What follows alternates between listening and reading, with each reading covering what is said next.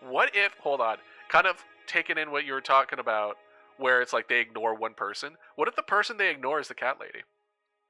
What if the cat lady feeds these things? What if the cat lady's blind and she's feeding the cats, but the cats have been replaced by mimics, but they don't know. They don't know, and then there's just it's just a house full of mimics. It's just full of mimics that she's feeding, and then she thinks it's the cats, but they won't kill her because they're feeding her. That would be so funny. That would be so funny.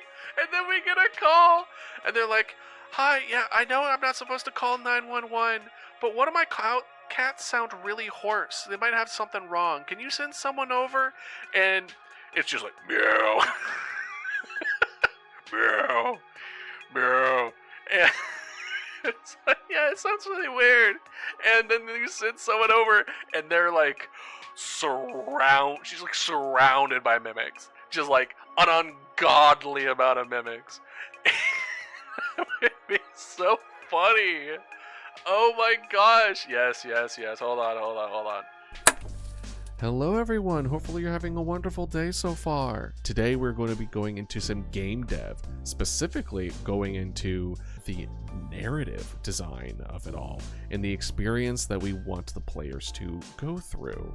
And we talk about anything from crazy cat ladies that aren't feeding cats anymore to the lesson that maybe befriending the monster isn't the best thing after all.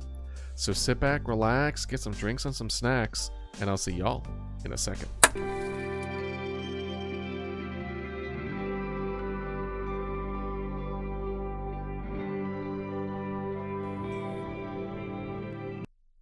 Hello everyone. How are y'all doing today? Hopefully well. Hey Reddy, hey Starbeast, hey Scallion, hey Gamer. How y'all doing today? Hopefully well. Did y'all have a good Monday? Day sometime today? Hello. I'm getting nightmares every night of sleep. I mean, it sounds to me that you're stressed, Scallion.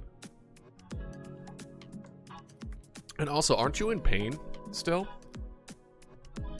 If you're still having rib pain, that would do it. You know?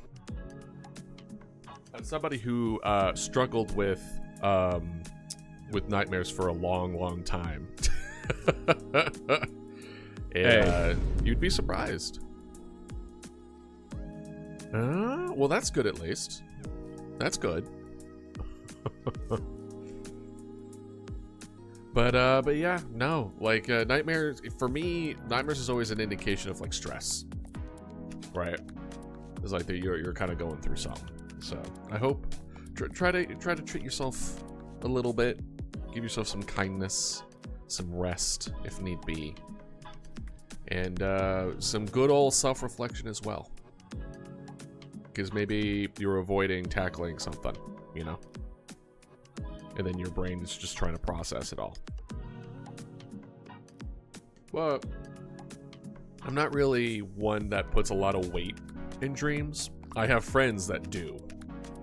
I always indicate it as like the brain just processing stuff versus like a lot of people it's like it's more of a spiritual thing where it's like you're receiving signals and stuff like that. So I just have no idea what. Well, I guess the only thing you could really do is just give attention to it and then it will reveal itself eventually. You know? Just continue practicing self-reflection and see what happens. What is that? What is that, Ratty? What is that symbol? Oh, it's shrimp! Shrimp! Bro, I don't even know what I was looking at. I thought it was some kind of eldritch horror. I was just like, what is? I don't know what it is. Hey, George, how you doing? Nightmare is the conscious of the unknown for the future of what that stress, problem, or cause of your bad luck. Maybe. Maybe. These are some wild emotes.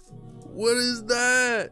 Oh, Tear of... Oh, wait. These are from Tear of Grace. I love Tear of Grace, dude. I love his stuff. But I haven't seen his stuff in forever, though. I used to watch his Binding of Isaac all the time. He was a fave of mine, especially around like the pandemic times. Dude, he was top. Good guy, as far as I know. As soon as hopefully nothing came about it, but like, I actually bought like the Binding of Isaac board game, and I had no idea how to play it, so I was like trying to find it on YouTube, and him and his group came up playing it, and it was so funny. Okay, thank God. Oh, listen, he seems such like a genuinely nice, good guy that I'm like, please don't let there be anything wrong. He seems like such a good person. So hell yeah, Ratty. To be me hyperfixated and excited about Ghost and Sleep Token because they got a couple of them. Maybe. And I'm doing good, George. I'm doing good. I have a nice healthy shake that I made for lunch with some popcorn. A little light on the lunch today. But I didn't feel like cooking. And I was hungry, so this is what we're doing. Like the philosophy of who has bad luck even as a kid. What?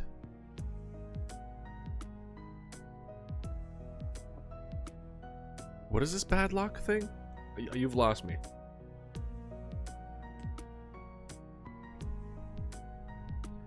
But yeah, no, I watch his YouTube channel a lot more than the actual like stream, like live stream stuff. But I still see his live streams pop up every once in a while, and I'm glad to see that he's doing well. Yes, George. I want to see I don't want to see like like months from now just constantly being like, we're gonna try bread. It's gonna keep going. Only if you want. I have no idea how people can't peel oranges. Well, I mean, it depends if you're used to peeling oranges, you know? And what do you mean by like successfully peeling? Do you happen to mean like, because I can quote unquote peel oranges, but it's a bad time. They're coming out like one dime sized at a time. There's 1,000 pieces at the end of it, right? Technically I peeled it, but for a lot of people's definition, I did not peel that orange. I like completely annihilated the skin, right? And not breaking the orange underneath. Oh. Some people just don't know how to control their strength. And also some people just don't eat fruit. There are just some people who just don't eat fruit. Because it's just like, why would you spend the trouble if you have the access to oranges that were peeled versus not peeled, and it didn't cause any like issues financially? Why not just have them already peeled? Why not get rid of the headache of it, right? So people just don't have the experience of it. It's kind of like, how do people not know how to peel potatoes, right? It depends if you cook potatoes. If you don't, then I'm talking about who is that?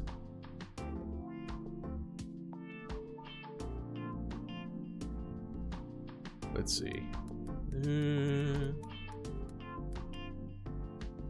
Philosopher and psychologist and philologist? Like a philosopher. I didn't even know that philologist was a thing. God is dead. Oh. Well, that feels nihilistic. Whose work influenced Western philosophy. He's known for his existentialist ideas, challenging traditional morality in Christianity, and promoting atheism and perspectivism. Got you. So he's all about nothing happens when we die, nothing matters, kind of. Well, nothing matters is more nihilism, but... And he got misunderstood even when he died. Well, a lot of famous people are and do. Right? It's honestly wild.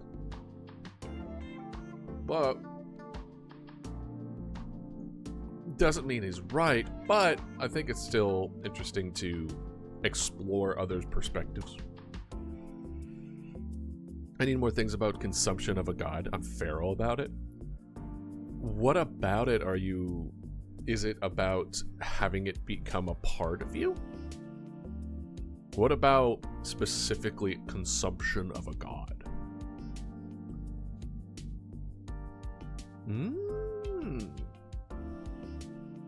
So is it of a god being eaten, or you like of a character personally partaking in it? Like if there were like a legend or a lore about a god being eaten by an ancient creature, is that more a line, or is it more you're following and how this main character finds and eats divinity in the effects of said doing such things? He died in 1900 because in 1899 he had a mental breakdown and was at a point where modern day would say depressed. I think most people would struggle with depression in the past. You look at what they do and they're like, he's a little sullen. It's like, no, that man just had depression. Big fan of just the concept of a loyal follower eating a god in a form of devotion.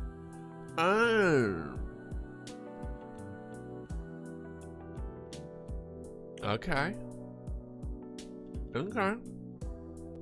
I see what you mean. Now, is it a perceived eating of a god? Like, so in other words, like in Christianity, the bread represents the flesh and then the wine represents the blood, right? So is that equivalent, or do you mean literal eating? So what about, we need to play this game. What about Darkwood? Do you know Darkwood? It's a game. And there's a particular part where I would equate almost they worship a pig and they eat. The reason they were able to live is because they eat of this pig and they worship the pig.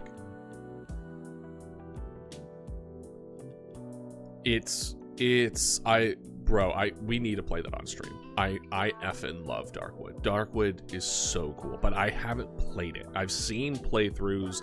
I know of it. It's so good. It's such a good game.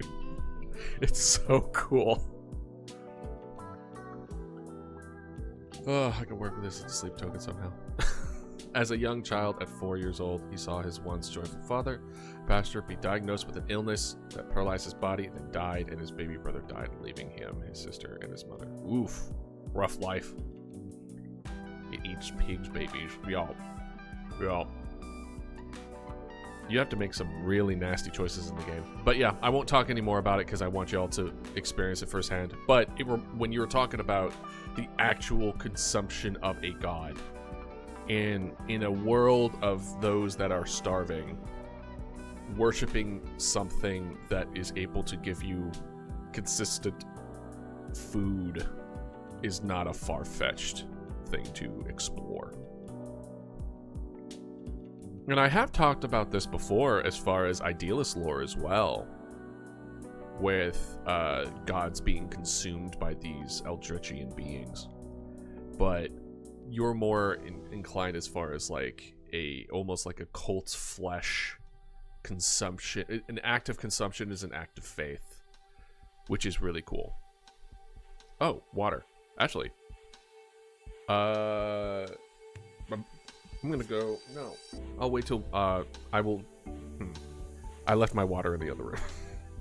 I'll take a bite from my from my shake.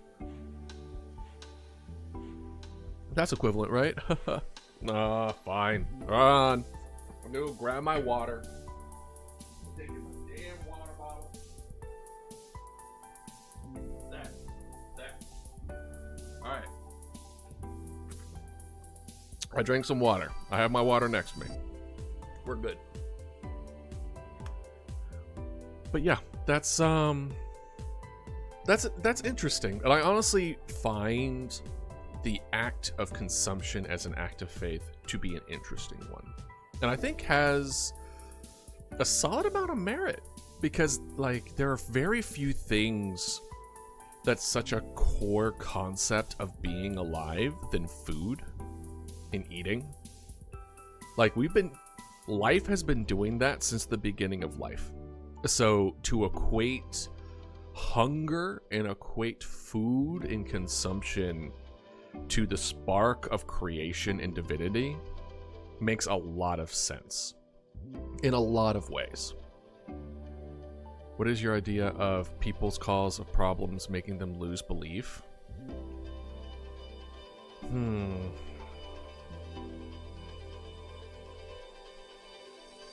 People cause of problems making them lose belief.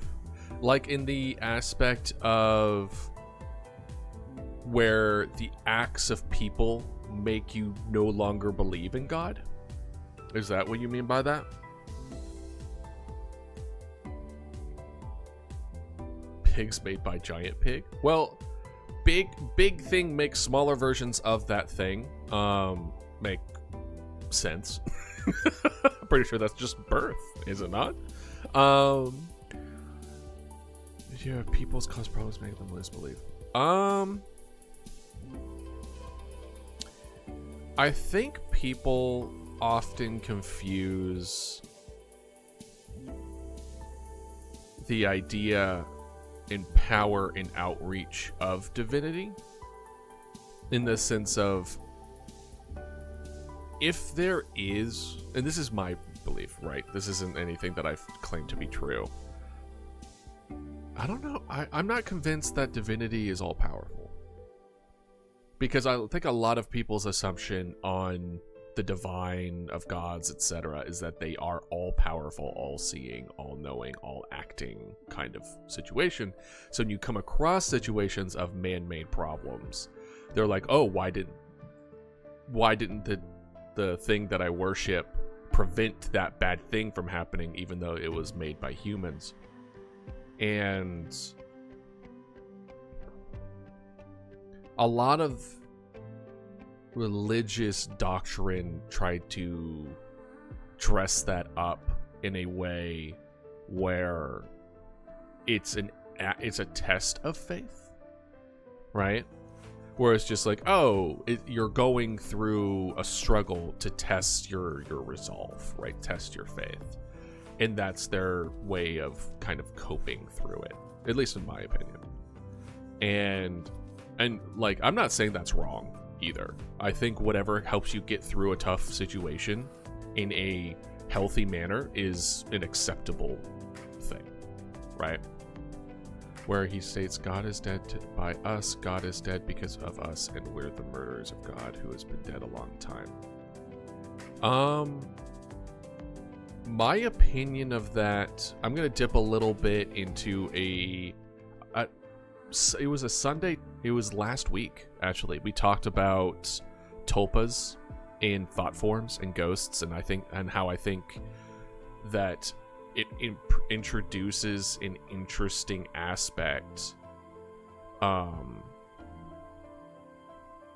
where God is the culmination of thought and intent,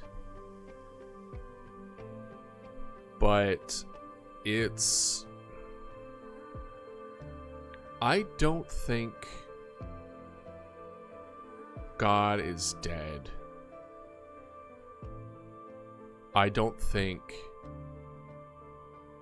they could die until we die. It could be God could be changed, and what's the word I'm looking for? Adapted, I suppose. But I don't think you could die. Not really. But our belief in them could. Don't you just love jumping into the streets and starting off with eating gods? Honestly, yeah. Yeah, actually. I do. I very much do. I love talking about philosophical, deep dives into people's perspectives and opinions of life and belief and in representations of deep just inclinations of how people believe, right? And I think that's really interesting and should be explored. I think it's kind of one of those things where it's just you could really dive deep into it, and by exploring other people's experiences and through their own perspectives, it allows us to widen our own perspective of what could, right? Because a person that has only really experienced one form of religious doctrine may not have even considered the idea of consumption being a form of faith, at least in that way. And through exploring that kind of possibility allows a more in-depth, I mean, even to the extent of like, that's cool, but I don't believe in it, is enough, right? As long the fact that you introduced a new idea will influence your behavior in some way. Was he? Was he gay?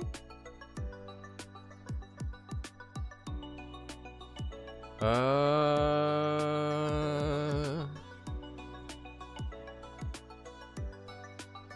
don't see that he was. Okay. Well, I hear that a lot as far as like old philosophers and things of that nature, where it's just like, and he was gay and everyone hated him, and I hate it. I hate it every time. It's like, bro,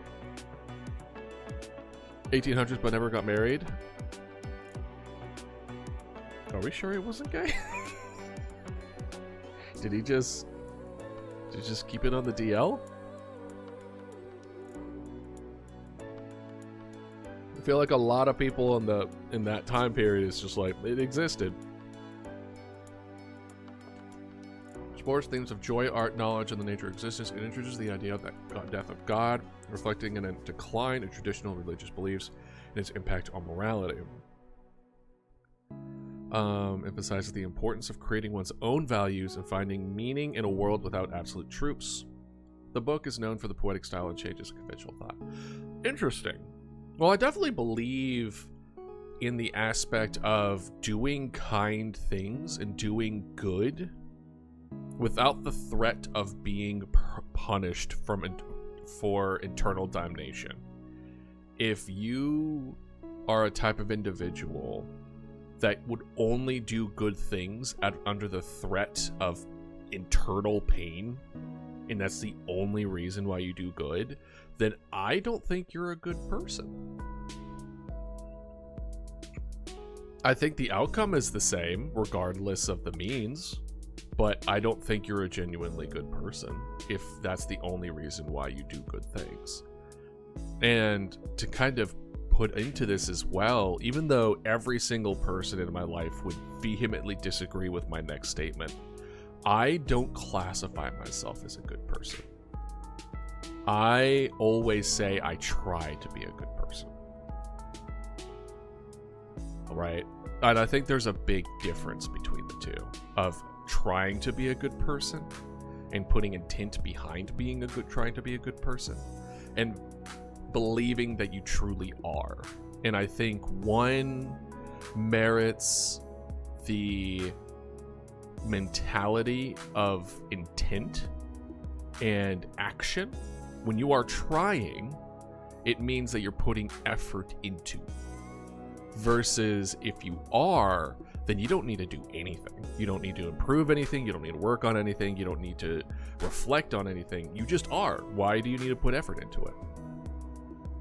Oh, thank you, Starbeast. Appreciate it.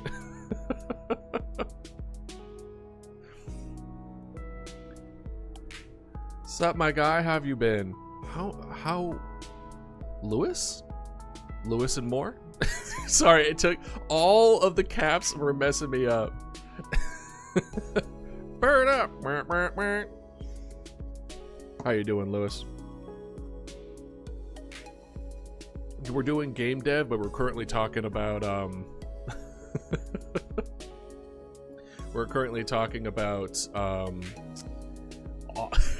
deep religious theoreticals right now. We're talking about the death of God by Frederick, I think is how you pronounce his name. Nietzsche. Normal day with the dodo. For real. I mean, we get sidetracked, but you know, it's important to talk about this kind of stuff, to explore the ideologies and beliefs of people. And, you know, just, yeah. And whether or not God, you know, if God is dead, and the idea behind the act of doing something good without the overarching, you know, pressure of having to be good without the threat of damnation, right? And I think a lot of people do fall in that gray area of they need that kind of external pressure to be a good person. You think he died the day COVID hit? I know a part of me did. My worldview really got tested during that year. I was not in a good place. Not because like it was like, oh, I'm stuck inside all day, I can't do anything else. It was more like, what is everyone doing? I remember looking at everybody and how they were treating the disease and how they weren't taking it seriously and how people were disregarding other people's health and safety. And I'm like, let me put it in perspective for you. Before COVID, before 2020, I believed in the population graph of where I currently live was around the same percentage as what you would see in a plane crash. And I'll explain what the hell do I mean by that. So when a plane goes down, I don't even remember where I got the statistic from. It was, stretch my legs. It was a belief, or it's a statistical thing where it's 80% of people show what is called a freeze. They panic in an intense situation where they're going down. 80% will just freeze. They won't do anything. They just disassociate. Their minds can't handle what's happening. They don't act. They can't act. They're not processing. They're not there. Then 10% of people, kind of like that. It's kind of like fight or freeze. And 10% of people will be like, oh, okay, I'm gonna strap you in. I'm gonna take all the health things. I'm gonna put it over your face. Like, they're the actions. They're able to do and help everybody accordingly. Yes, exactly. When you or when I talk to a woman, exactly. But then the other 10% of people are like freaking out and making it so much worse. Like, they're flinging their hands around. They're punching people in the face. They're not fully comprehending where their mind and body is. So before 2020, I assumed it was like that, where you have 80% of people that are like in the gray area, where they're not bad people. They're just people just trying to make do, right? They're just out there. So they're not saints by any means, but they're just doing what they can, and if it's convenient, they'll do something nice, right? But they also like steal from big companies. I don't know. Like, you know, it's like things where it's like it's the gray where they do a little bit of one, little bit of the other, but they're just trying to get through the day. And then 10% of like saints. These are people that donate to shelters and volunteer, and they have like they work a full-time job, and they're a single mom, and then they also work in the soup kitchen, and like, right, where they just have like so much positive to them, and a little and then the other 10% are like just bad people, just horrible people. Well, that's the momentum for you, right? Got to go somewhere. But then 2020 hit, and then like I saw like half, like 50% of people were like not taking it seriously and not caring about other people's well-being and not doing what they need to do. And I'm like, I was way off. It's not 10% bad people. It's like 50. And like, how do I move forward with my love? Because I often described as hating people most of my life. And I came to the realization that I don't hate people. I love people. But I am so often disappointed in them. And that's the difference. It's like, I know you could do better. And it's that whole year of me just being like, seeing the belief that I thought people were good, a lot more were good than what I was being shown, and coming to the conclusion of like, okay, well, how do I handle this?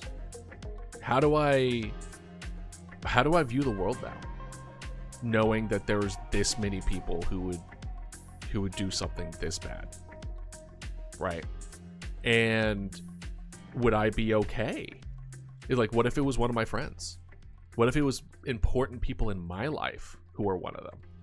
Would I still want them in my life? And it was really tough. And to a certain degree, I kind of am still processing it. Like, there's still certain things where I haven't fully come to a conclusion. Is that morally black enough for me to cut them out of my life? I haven't made the decision fully yet. But what I do know is that my personality did change. I wouldn't say a significant amount, but a decent amount after that. My patience for bullshit went way down after 2020. Like, I got, like, just the people that I interact with and the way I treat, like, went very much just being like, oh, okay, no, I'm not going to deal with this. Like, my patience for BS is just so gone. And I don't know if that's burnout. I don't know if that's just COVID, but I did notice a change where I'm just like, wow, I don't want to deal with this, so I'm not going to. And that was pretty interesting. I mean, we're not even talking about how, like, the education system completely was a dumpster fire during that whole COVID situation and the way they reacted to it. We're not even going to go into detail of, like, all just so many different aspects to it, man. There's so many overarching things where I'm just like, this is absolutely ridiculous. And this is coming from someone who was working in a education system at the time. And I'm the one who put forward the idea of, like, recording and things of that nature. And yeah, it's, and like, a lot of, for y'all in particular, anyone who was in the school system during that time, like, I think the statistics show, like, y'all are like 2 or 3 years behind where you're supposed to. Like, it's not good. It's not good. It's really not good. And, like, especially if it's the younger. If it's like 1st or 2nd grade. Like, we're talking like middle school, elementary school. Like, there's a bad problem. It was already bad. Like, I'm already not a fan. One of the biggest reasons why I'm not a teacher now is because I hate the way that the education is at the moment in my country. And I feel like I would be a very good teacher, but I can't. I would be a great teacher for the students, but a horrible teacher for for anyone above me. I worked in a bioprocessing in a graduate program at the time, where we taught essentially the job was we brought people in. They signed up for it was like brand new at the time, which was poor timing, unfortunately, but they taught industry level training for a degree, and then that way, after they got the degree, they could essentially just immediately start at like a biopharmaceutical plant, and they already have been like trained on all the equipment that they are currently using. So it was like half industry, half education. It was really cool. It was really interesting. But I had concerns. There was some culture issues, I will say, for that. And remember how I mentioned about people not taking it seriously? I won't go into too much detail, but I'll give you an example. So I was recording me working on a bioprocessor so that way we could put it up online for people to train with. And this was like April of 2020. We're talking like peak shutdown of the pandemic, right? Nothing. We're talking like flights canceled. Flights were grounded. Like there was nothing.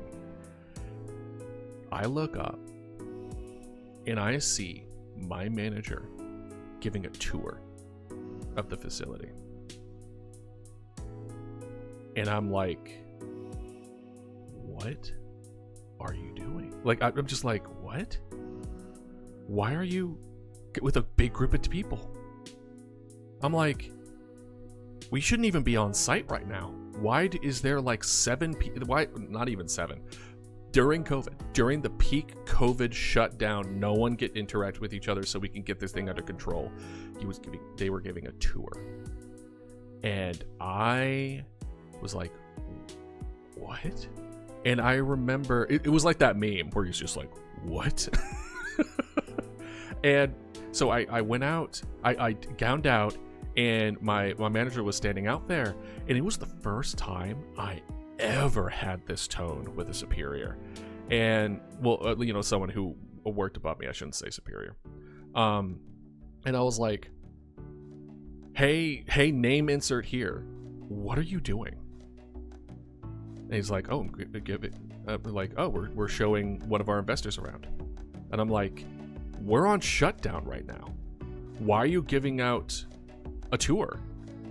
And they were like, technically we're not allowed to call it a tour. And I'm like, I was speechless. I was fuming I was like, I am going to say like I'm about to lose my effing mind. And then I just took an extra pair of gloves to take at home, because we were able to take home, like, luckily working in that kind of place, you have your own PPE. Like, we have all the face masks, gloves in the world. Yeah, I was about to crash out. It was bad. I also had to take a walk one time for another reason. But essentially it was stuff like that where I was just like, people weren't taking it seriously. And they weren't doing, because people, like half the people weren't taking it seriously, we weren't able to get it to a level where it was manageable. And then people who were taking it seriously got impatient and then didn't take it seriously anymore.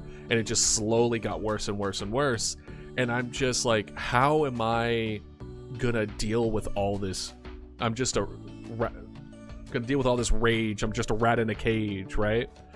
Just that kind of, it was, coming out of that, like, that was the biggest weight for me, was seeing the world treat itself so badly. And like, people, what I thought was morally gray but decent people, it's turning into recognition. I haven't gone that far, I'm not going that far. But anyway. So what we're making today, should we talk about the actual game dev? It's probably a good idea, right? So, for those that do not know, I am making an indie horror game called Last Call. At the moment, I'll show you what we're working with right now. It's not much, but it's something. Here we are. This is what we're dealing with. I am a game designer. I have learned to take away the word aspiring from my dictionary, even though it doesn't feel like I'm a game dev, but here we are. But it is about a horror game, and well, because aspiring means that you don't consider yourself one. The fact that we're making a game means that I am a game dev. Right? You're not an aspiring game dev, you are a game dev. And then what I would have considered the label game dev is technically what you would call a professional game developer, which is being paid for it.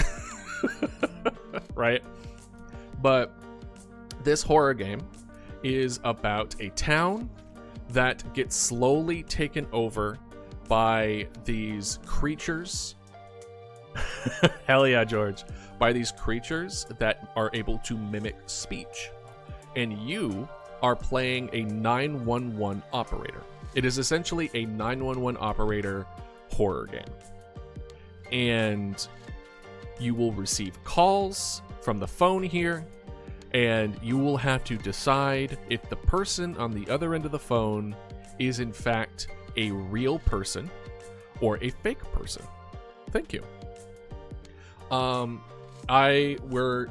I cannot wait till we get to the point where we're actually making the actual like scripts for these lines, because I am so excited to get that in.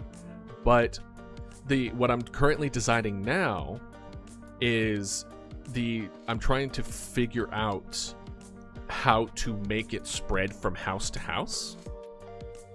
Well, I'm definitely going to be voice acting some of them, but I probably will hire a few. I was going back and forth as how to go forward with voices. I considered voice changers. I'll probably utilize some friends as well in that aspect. Because I think, if I remember correctly, there's going to be 36 different possible people in totality. But yeah, I considered utilizing AI. I considered utilizing like a voice changer, but I don't have 36 friends. I'm going to be hiring people. But especially with the recent stuff with AI and voice, is the strike still happening for voice actors as far as being sure they get paid appropriately and or not replaced by AI? I know that was a thing for a while, but I remember when I was considering doing that was like peak stuff that was happening. Hell yeah, George. But I'm so excited for this. But currently we're after a house gets taken over. So here's the process. We'll go through an example of what you experience as the player. You receive a phone call. The phone call will have varying difficulty of determining of whether or not the person on the other side is an actual person. The first level, which is the easiest, is that they're inconsistent as far as voice. So it's like the voice changes between a man to a child to, whatever. Whereas it's like, hi, my name is, like that kind of thing. And it's like, oh, obviously not a person. We need to respond to this like it's a creature, right? The second level is that the voice is consistent, but the sentence is not structured appropriately. AKA, they're able to mimic speech, but they don't understand the language. So it's just like, oh, it's just gobbledygook. It's just random nonsense. Then the third difficulty is that it makes sense and it's consistent, If it's a creature, you should be able to swat it or something. Well, the way that we're kind of moving forward with it is that this is a small town. This is a very small location. And so this is also essentially a resource management game. So you have a certain amount of policemen, a certain amount of fire trucks, and a certain amount of ambulances. If you think it's a monster, then you send an additional policeman to that location. We might switch that up. We haven't gone into detail as far as how we want the resource management to go, but that is the current plan for that. And it's because the idea is like, okay, we want extra backup, we want extra guns, we want extra way to be able to fight them off if they get in, right? Here's my idea. Make them sound mimicry, but the signal's low, making it sound like static. Maybe. The fire people are able to, one, get access to people they wouldn't be able to get access to, aka, like, let's say a house got crumbled and they need to get into rubble. Firemen would be a big help in that. But in this game, in particular, they're the policemen are the first ones in the door, aka, if you get the answer wrong, which is a possibility in this game, and you thought it was a real person, but it wasn't a real person, the fire trucks act as an additional life. Normally, if you don't have fire trucks and you just send police and ambulance and you're wrong, everyone dies. The fire truck acts if you're wrong, but you have a fire truck, only that one fire truck will die. Everyone else will live. So it's almost like oops, I made a mistake, but I get to keep going forward in a reasonable rate. What if you say it's creature, it's a human? Nothing different. But there's enough stuff happening on the screen where if you don't manage your resource accordingly, you won't be able to send them all to where they need to go. So if you treat each one like they're a monster, it's like, yeah, you might be fine in the very beginning, but it won't take long before you get calls and you can't send anyone because you're out of stuff. And you're just like, well, it looks like they're just gonna die now. So the cost is more of you need to balance and then eventually have to make decisions of priorities of where to lose to the mimics, right? Like, you'll have to put weight towards, do you lose access to a school, thus allowing them the whole access back here, or do you lose like this house right here, and then you still have places that they could take over, but it won't become a problem? It's like, do you allow them to die to protect a possible other linkage, or do you do what you feel is personally like a more ethical decision, right? Where it's like, you want to save the people. There's no one in the school. So it's like a high score game? Yeah. This is a battle of attrition kind of game.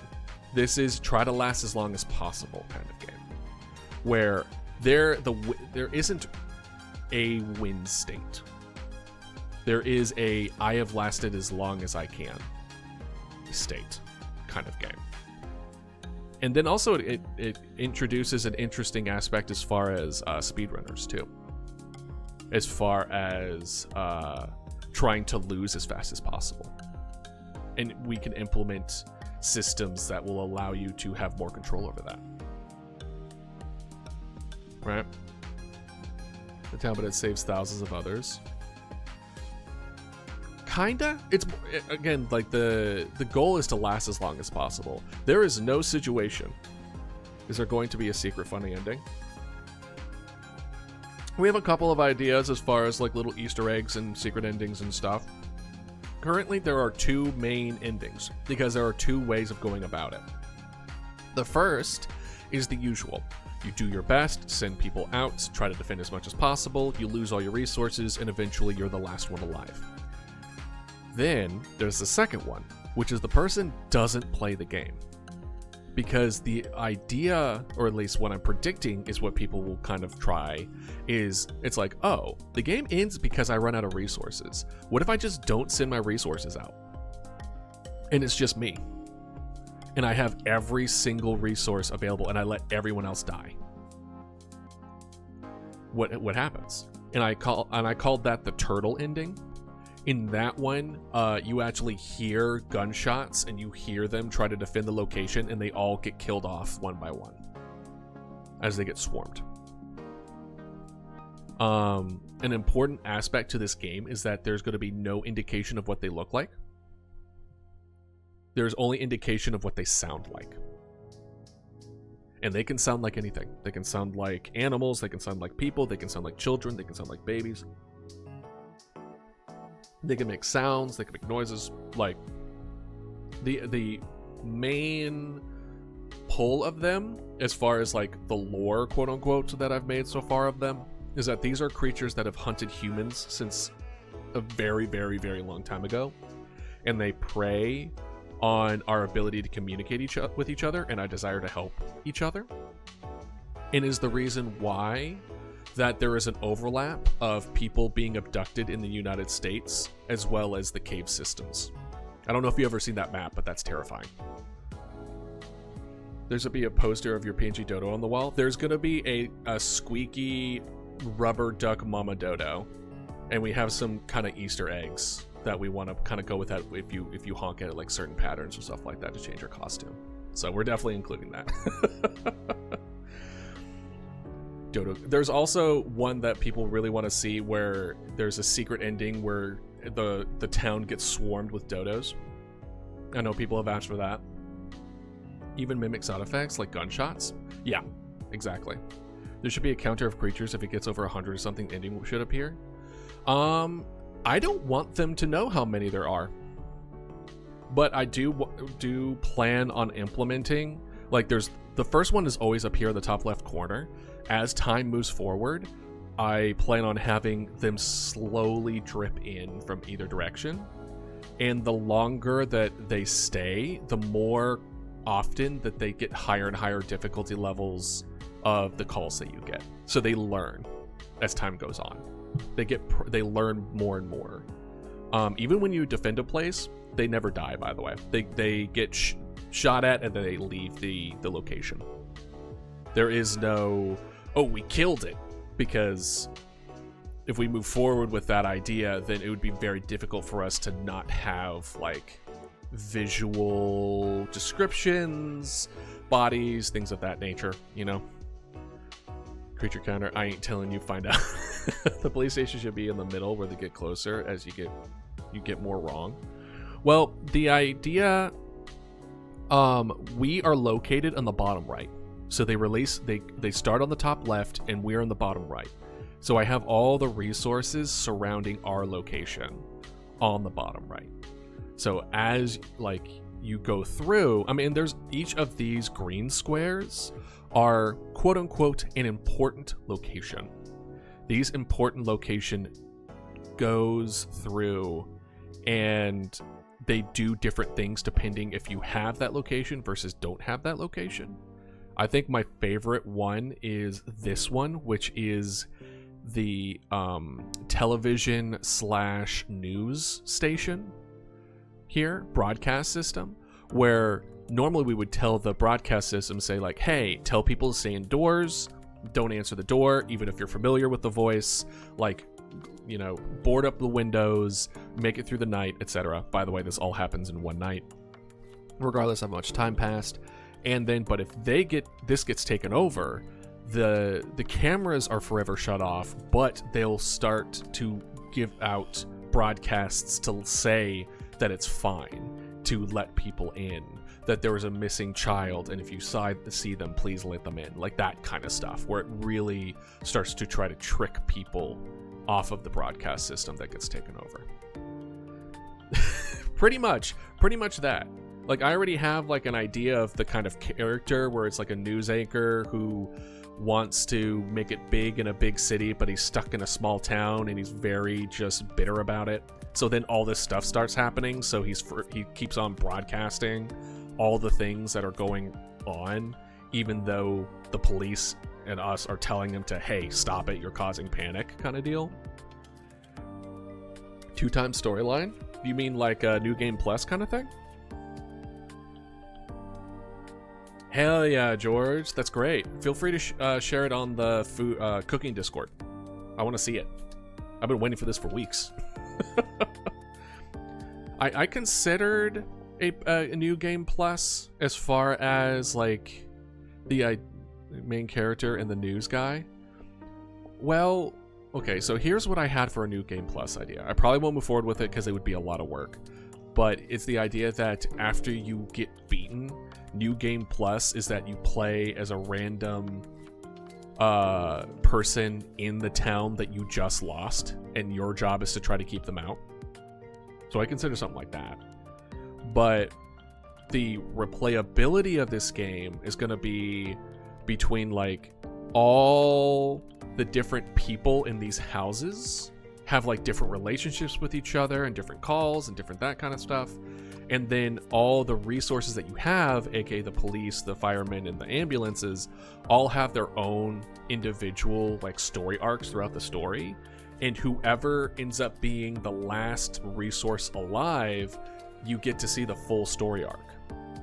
So as you play the game, you're going, depending on the random direction of the spread and how you send out your resources, will change the way that you see the people throughout, right?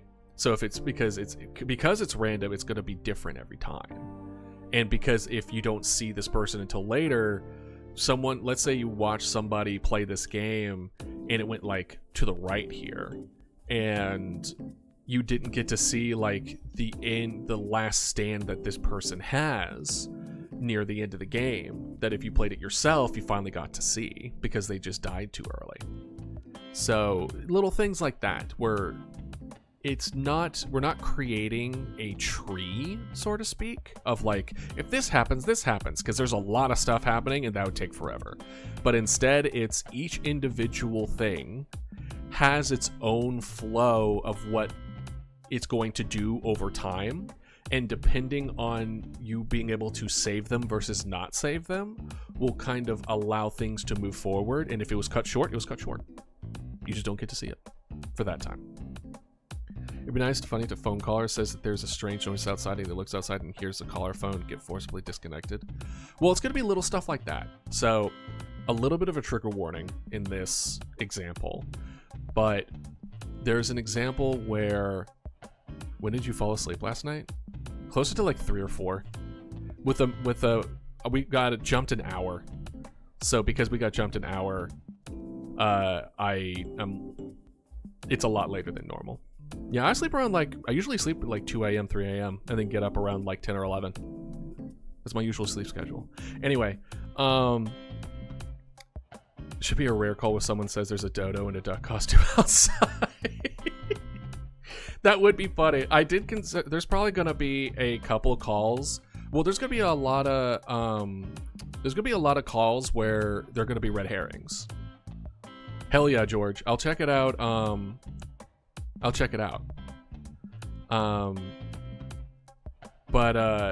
there's gonna be a couple calls that are red herrings where they are gonna be like, hi.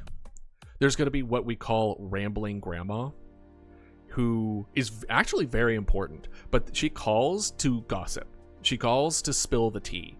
But it's important because even though I didn't finish going through the difficulty rankings, the most difficult version of the call is everything is perfect, but technically what they said was untrue because of the lore of that family, like the background. Like a child is calling 911 telling the operator that my dad is dead, but you know for a fact that they live in a single mom household because rambling grandma said so.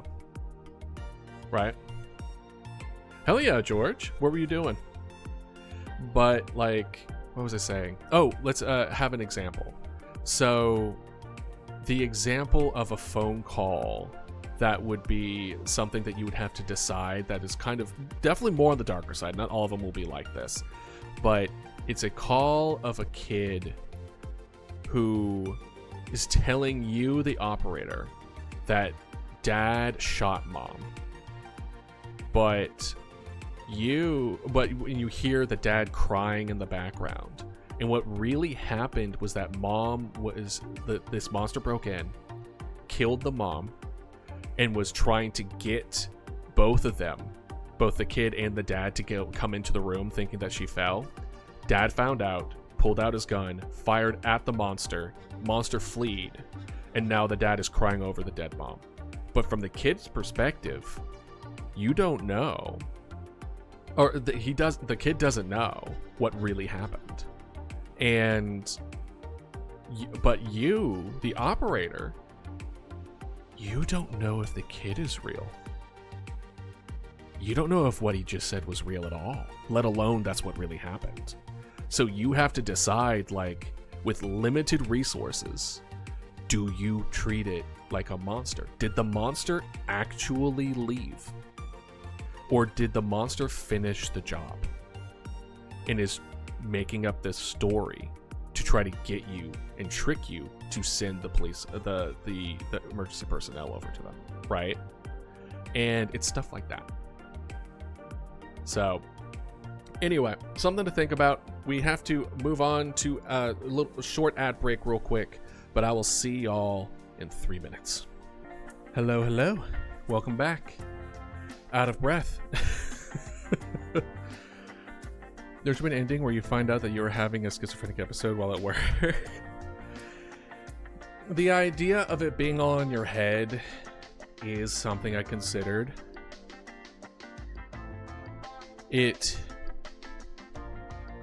Because the game does begin with you, the main character. Oh, don't worry, I will.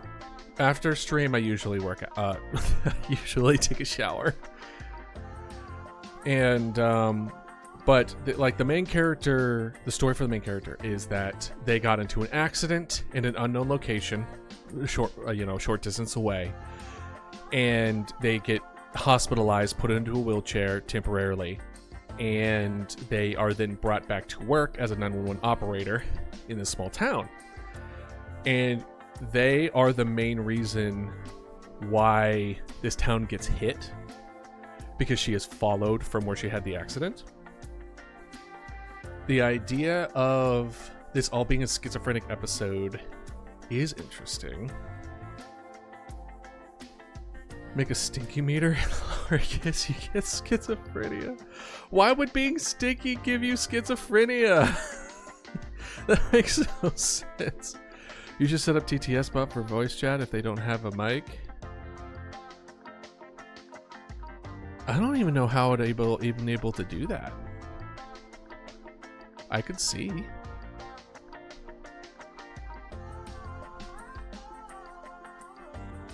What?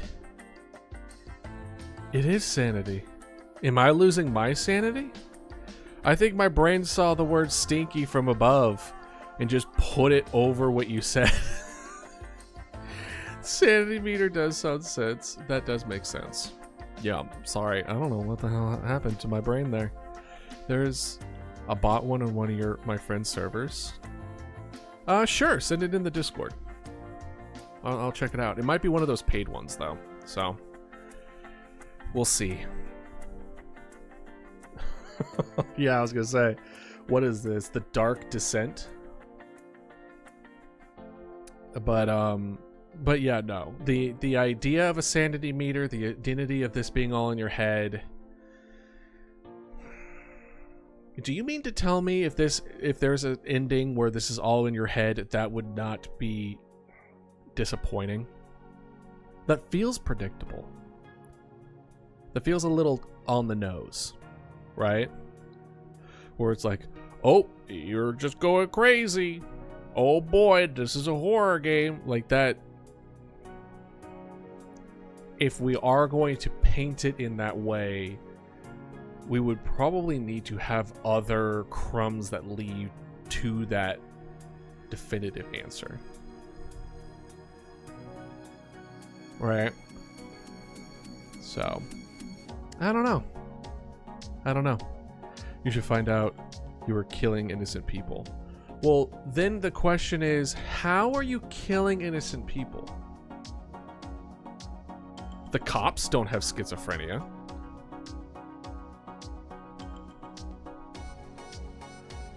I don't think you have to pay it for it because he sets up every single time.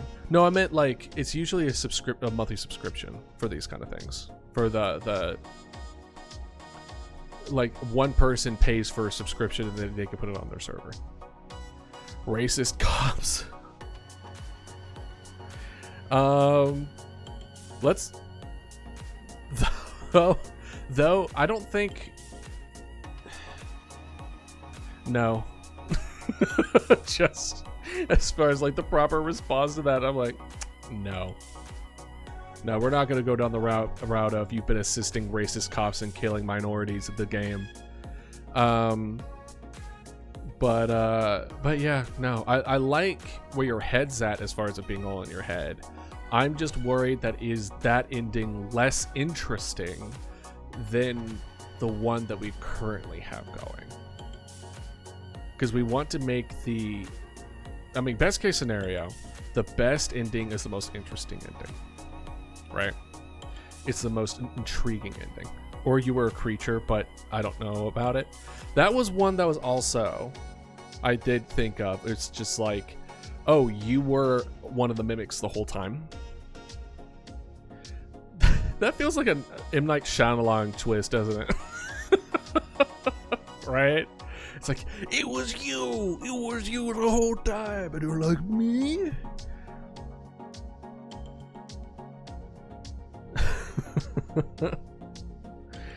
But I mean, the this is the current plan for the ending, right? I just can't think of the original, I guess. No, Louis and more, you're fine. It is absolutely fine.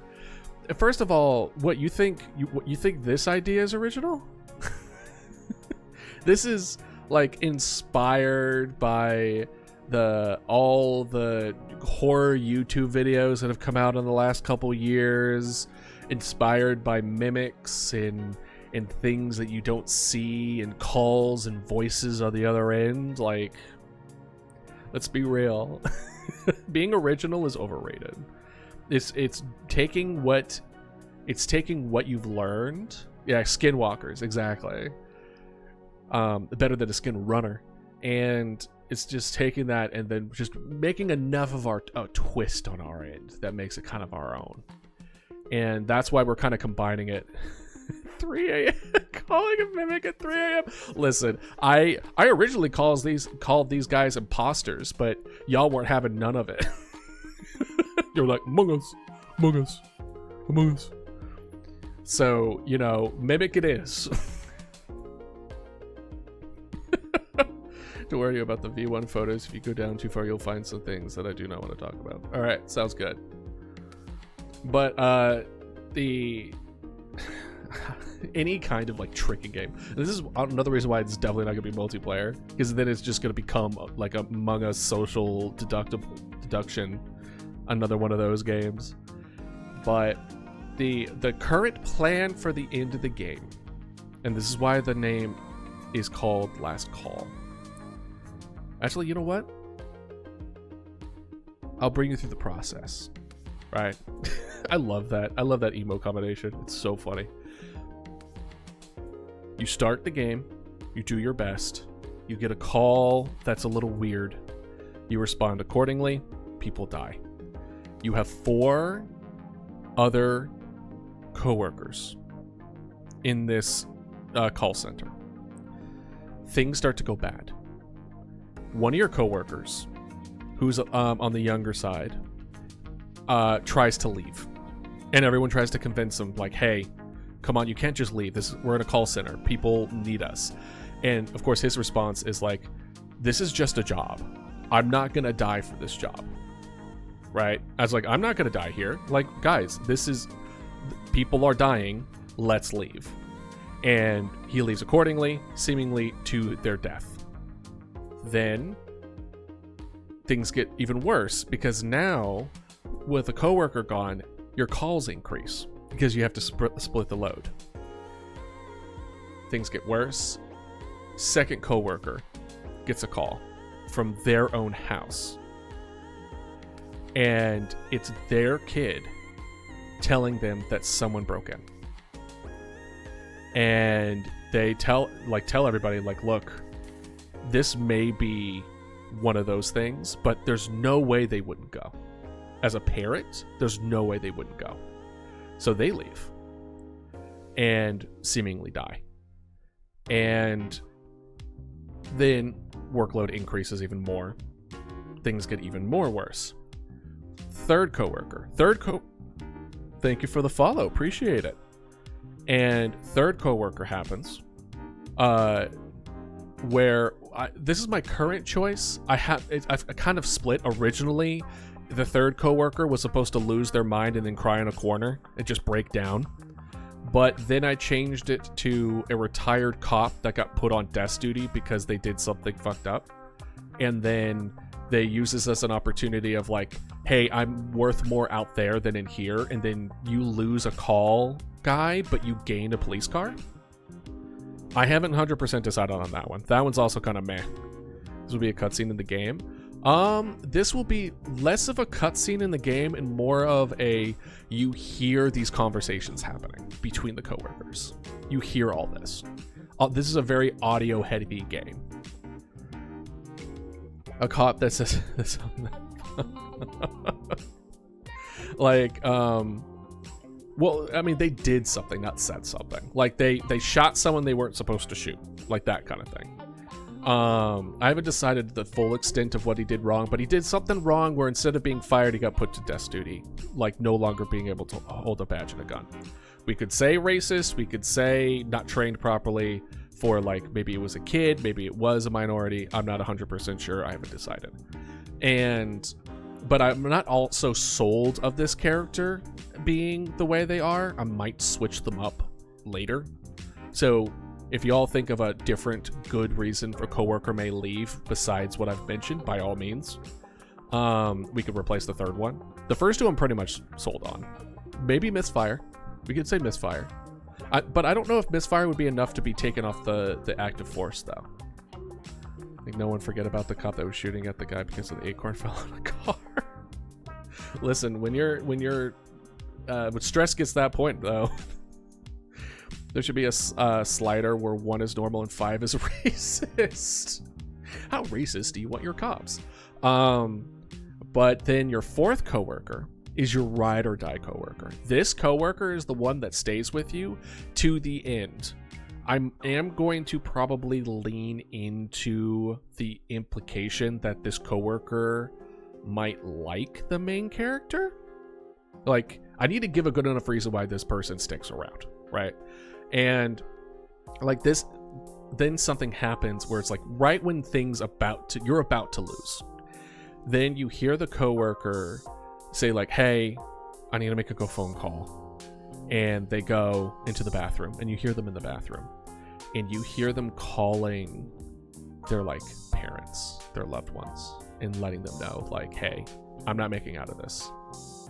I'm not making out of this alive. And what you don't know is that when that coworker comes back, that's not your coworker anymore.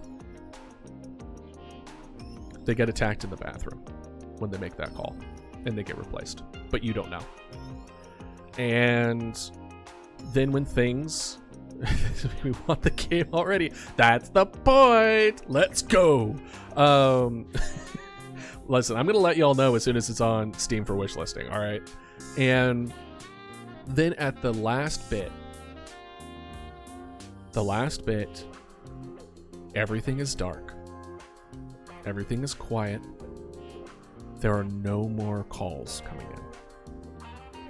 And then after a long pause, the phone rings one last time. And I haven't decided what's gonna be on that phone call. I've thought maybe it's the mimic thanking her, the main character. Maybe it's help finally arriving.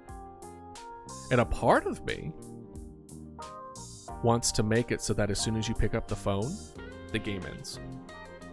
And you don't get to hear what's on it. But that last one, though satisfying as a creator, is not satisfying as a player. That would drive so many people crazy, but in a good way. I feel, I don't know, it kind of tickles that sadistic side of me. It should just be breathing, and then you hear breathing behind you. Ooh, that's not bad. Were you like, ooh, that gave me chills, that's not bad? Like, almost, maybe not even breathing, like you hear the phone click, and then you hear the echo of you picking up the phone behind you. You hear the click behind you, so you know the phone came from close by. That's good. That's really good. Yeah. You know what? Hold on. We're writing that down. Ugh, that's cool. I like that a lot. Let's see here. Sorry, I took that snippet earlier. Boop. Let's see here. These are notes. We're gonna do map, accessibility, coworkers, scripts, broadcast system, Easter eggs, possible ads. Sorry for the white. Ending. The phone rings. You pick up. You hear the echo of you picking up behind you. Yeah. Yeah. Well, one thing I have mentioned before, like, as far as making this game, when I get to the point where, like, I'm finishing up this game and I'm making the credits, I plan on anyone who's giving me, like, good, like, feedback and was here for the process, like, I plan to add y'all to the credits.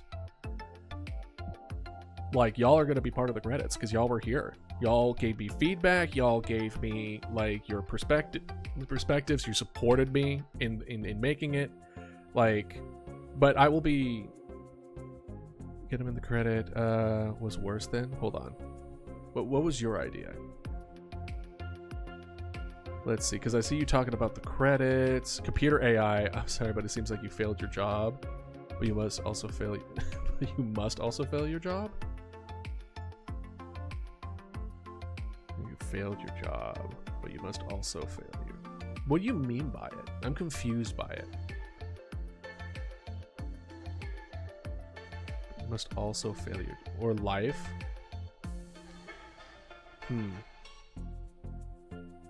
One thing I did want to avoid, because I did consider this as well, I wanted the feeling of the horror, because there's different varieties of horror, right? And I personally love SCP style, like secure, contain, protocol, or secure, what was it? Secure, contain, protect. And it was a training process to get hired. I mean, there is going to be like a beginning, like, training thing for the game, but there's going to be a lot of unspoken stuff overall that helps, because there's no reason why there should be training in this game for mimics. That's just something that people are going to have to figure out on their own.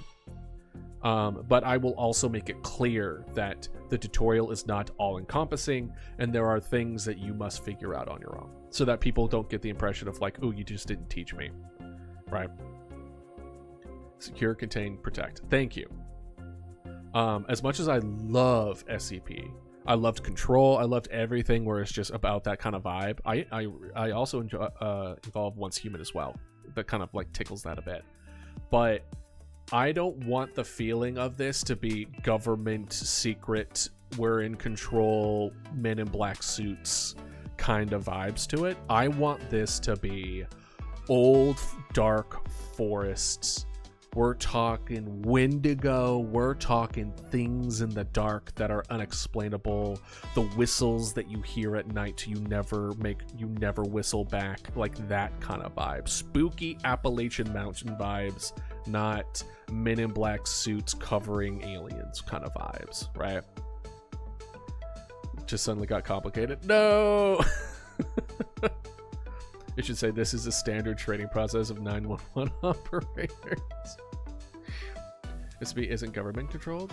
I'm pretty sure it is. It is. I'm just saying for this game. For this game, I don't want to touch up on, I don't want to give the impression of that flavor of stuff. I want to keep the flavor concise to old, dark Appalachian Mountain, borderline, like almost like American Fae in a way. You know what I'm talking about? Where it's like when you hear about Germany and European Fae, where it's like, oh, they like have tricksters in the forest, and you have certain rules that you go through. Like United States Appalachian also has a very similar kind of feel to it. George, they should all be Eco 96, so every call you get one more coming for you.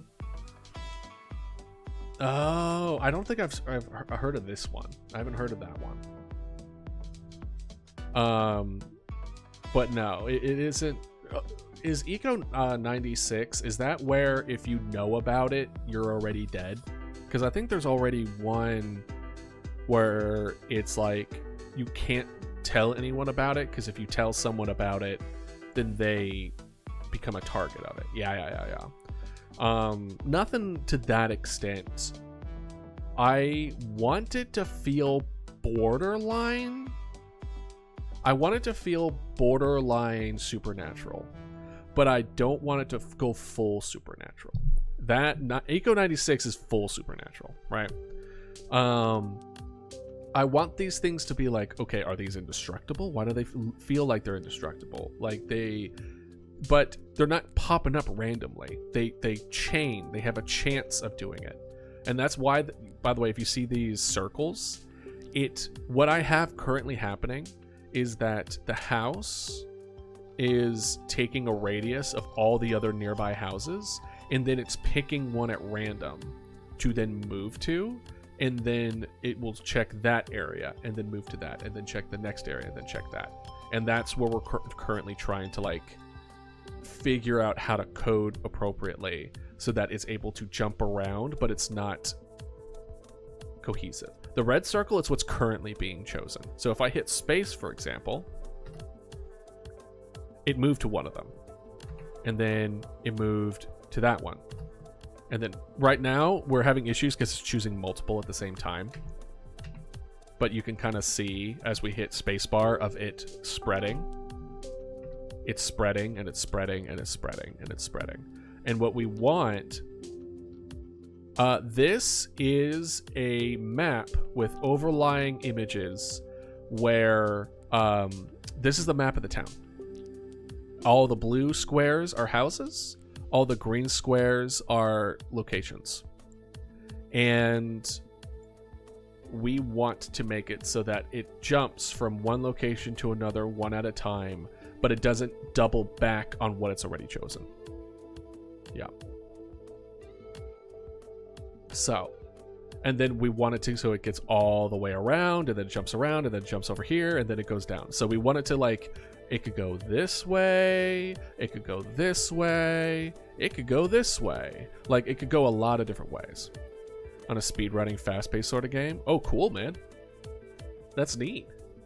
Are we talking, what kind of talking? Are we talking about like Ultra Kill? Not Ultra Kill.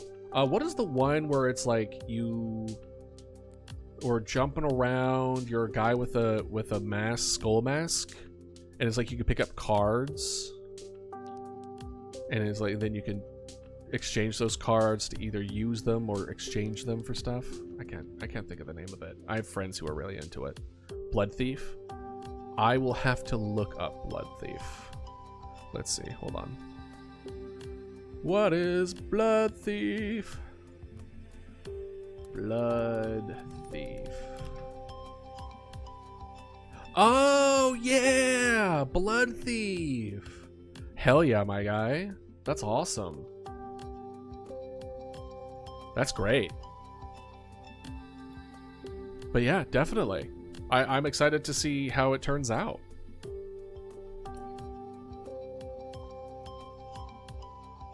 Sound like the monsters are using guerrilla tactics? Kinda. Ooh, I mean, the movement's one of the most important parts. Blood Thief is a almost borderline parkour, where it's just like you're jumping around, you're moving around, you're trying to get to the end of the level as fast as possible. Hey, Meep, oh, how are you doing on this fine Tuesday? Where I'm being distracted from making games, but we're talking about game dev at the moment. Yeah, no, a better description. It's less guerrilla tactics and more ambush tactics. So, I believe in you, George. I believe in you. What happened to your microwave? It's true, gamer. It is. And so, the process of how these monsters function is they have a stalker phase where they find a target and then they learn everything about them. They learn their behaviors, their language, how they go about their, speaking, etc.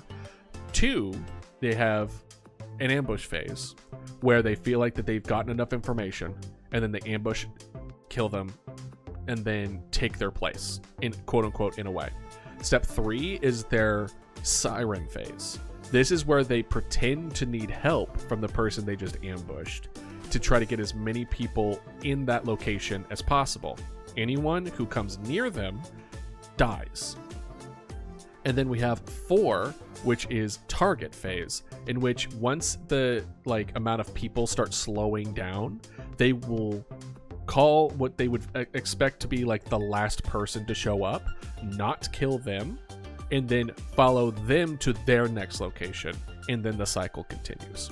So it's less of a guerrilla warfare where they tag and go, and much more kind of like surveillance, ambush, replace, find new target. Almost like it's borderline, it's more like assassination than anything else.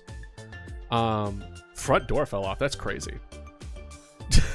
You lost me, Toto. That's the third. The third was they pretend to be the person they replaced and call for help. So then people come to try to help them out. Sounds too scary for monsters? Oh, that's the point. The point is, well, granted, you're not showing up at their house, but you are a 911 operator who sends other people there. So try to make smarter than I am. Well, that's what makes them extra scary. Well, granted, that's their whole shtick. Their whole shtick is mimicry and ambush. So you at least get to have cooking skills, and you are able to make art, and you're able to have good conversations, and like all the other possible things that make humans that we get to enjoy. You could probably outrun these things. I think if people straight up ran, you would be able to outrun these things. I don't think they're built for long distance running. They got big brains. Chew on that monster's checkmate. Could be learning military tactics after a year. I mean, the smarters, they're able to really understand the language to an extent in how and when to use certain things, but don't think I will ever paint it in a way where they become sentient. It's very still animalistic. It's borderline parrot, right? It's smarter than a parrot, but dumber than a primate. You get what I'm saying? It's hyper specialized in mimicry to even understand behavior, when to use certain things, but it's not you could teach them math. Be cooking in my house while painting a portrait of me crying since I can no longer leave my house unless I am sprinting. You you get on a bike, you're just like, haha, fuck y'all. Oh man. But bold of you to assume they won't break into your house. Oh man. But no, that's wild. You could teach me. Well, yeah, Meepo, you might have been a mimic the whole time. My God. Do you also live in caves or in the deep forest? Who have you been stalking lately, Meepo? I look outside my window. You're right there. I know how you talk now, idealist. It's time to die. Your streamers won't know. Your community will never know. Oh gosh. Somebody richer. You sound like the guy who tried to steal my identity. He's like, bro, really? This is nothing. This is not even worth the effort. You gave me more debt. Oh man. I need to return to a mouthwash. Because the mouthwash costume is really funny. Especially considering the game had almost nothing to do with mouthwash. It kind of does, but I'm the actual autistic mimic stole my stream. Quiet, George. I gave you voice chat privileges, and this is how you repay me? I'm just kidding. Or at least stalk someone that had a fixed microwave. I mean, I do have a fixed microwave. I have a microwave that I almost never use. I use my oven for 99% of things that I do. It's either stove or oven. I don't use microwave.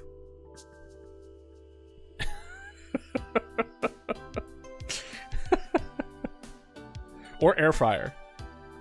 Or air fryer. Granted, air fryer is also... I would say air fryer and microwave I would use about the same, which is like almost never.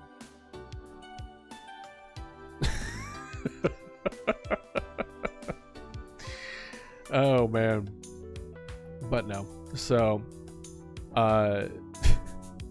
if looking at my notes from last time, we're trying to get this to work. We spent the entire stream trying to get this to spread appropriately and not count each other, etc. But at the end, I was like, what we should do, instead of making it so that every one of these houses we have to turn some off and then some on and get them to move around that way, I want to translocate them where it's like, oh, they just move to it's its own thing that moves to each location. And then it's just like pop, pop, pop, pop, pop, pop, pop, pop. And it just moves to that location.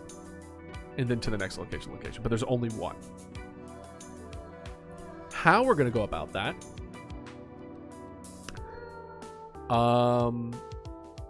I don't know. What is SCP-939? How would we even do that? I'm fine with all these targets. That's fine. I think what we would need to do is that we would need to take it off of these. We would remove the close proximity. Oh, no, I will not look it up, and you cannot make me. A lot of SCPs are wild. I think my favorite SCP... I'm tied between two. I'm tied between two SCPs. The first one is red ice. And it's water that comes from a different dimension where the states of matter are flipped. So it gets... it freezes at high temperature and becomes liquid at low temperature. And it's giant dog lizard things that mimic voices they heard from their victims. Oh! Hold on.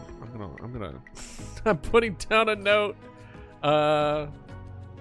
Look up SCP-939. We might get some good inspirations from that. Why did the song... Anyway. So solid become when it's hot and liquid when it's cold. So the reason it's called red ice is because when that water comes into contact with any of our water, it converts to their water. And what that means is that your blood, because of how hot your body is, freezes from the inside out, and then red crystals, your blood becomes like frozen red ice. So that's one of them. And then the other one is a teddy bear, which apparently makes other teddy bears. So like the teddy bear itself is fine. It doesn't, you're cold-blooded. Then you'll be fine.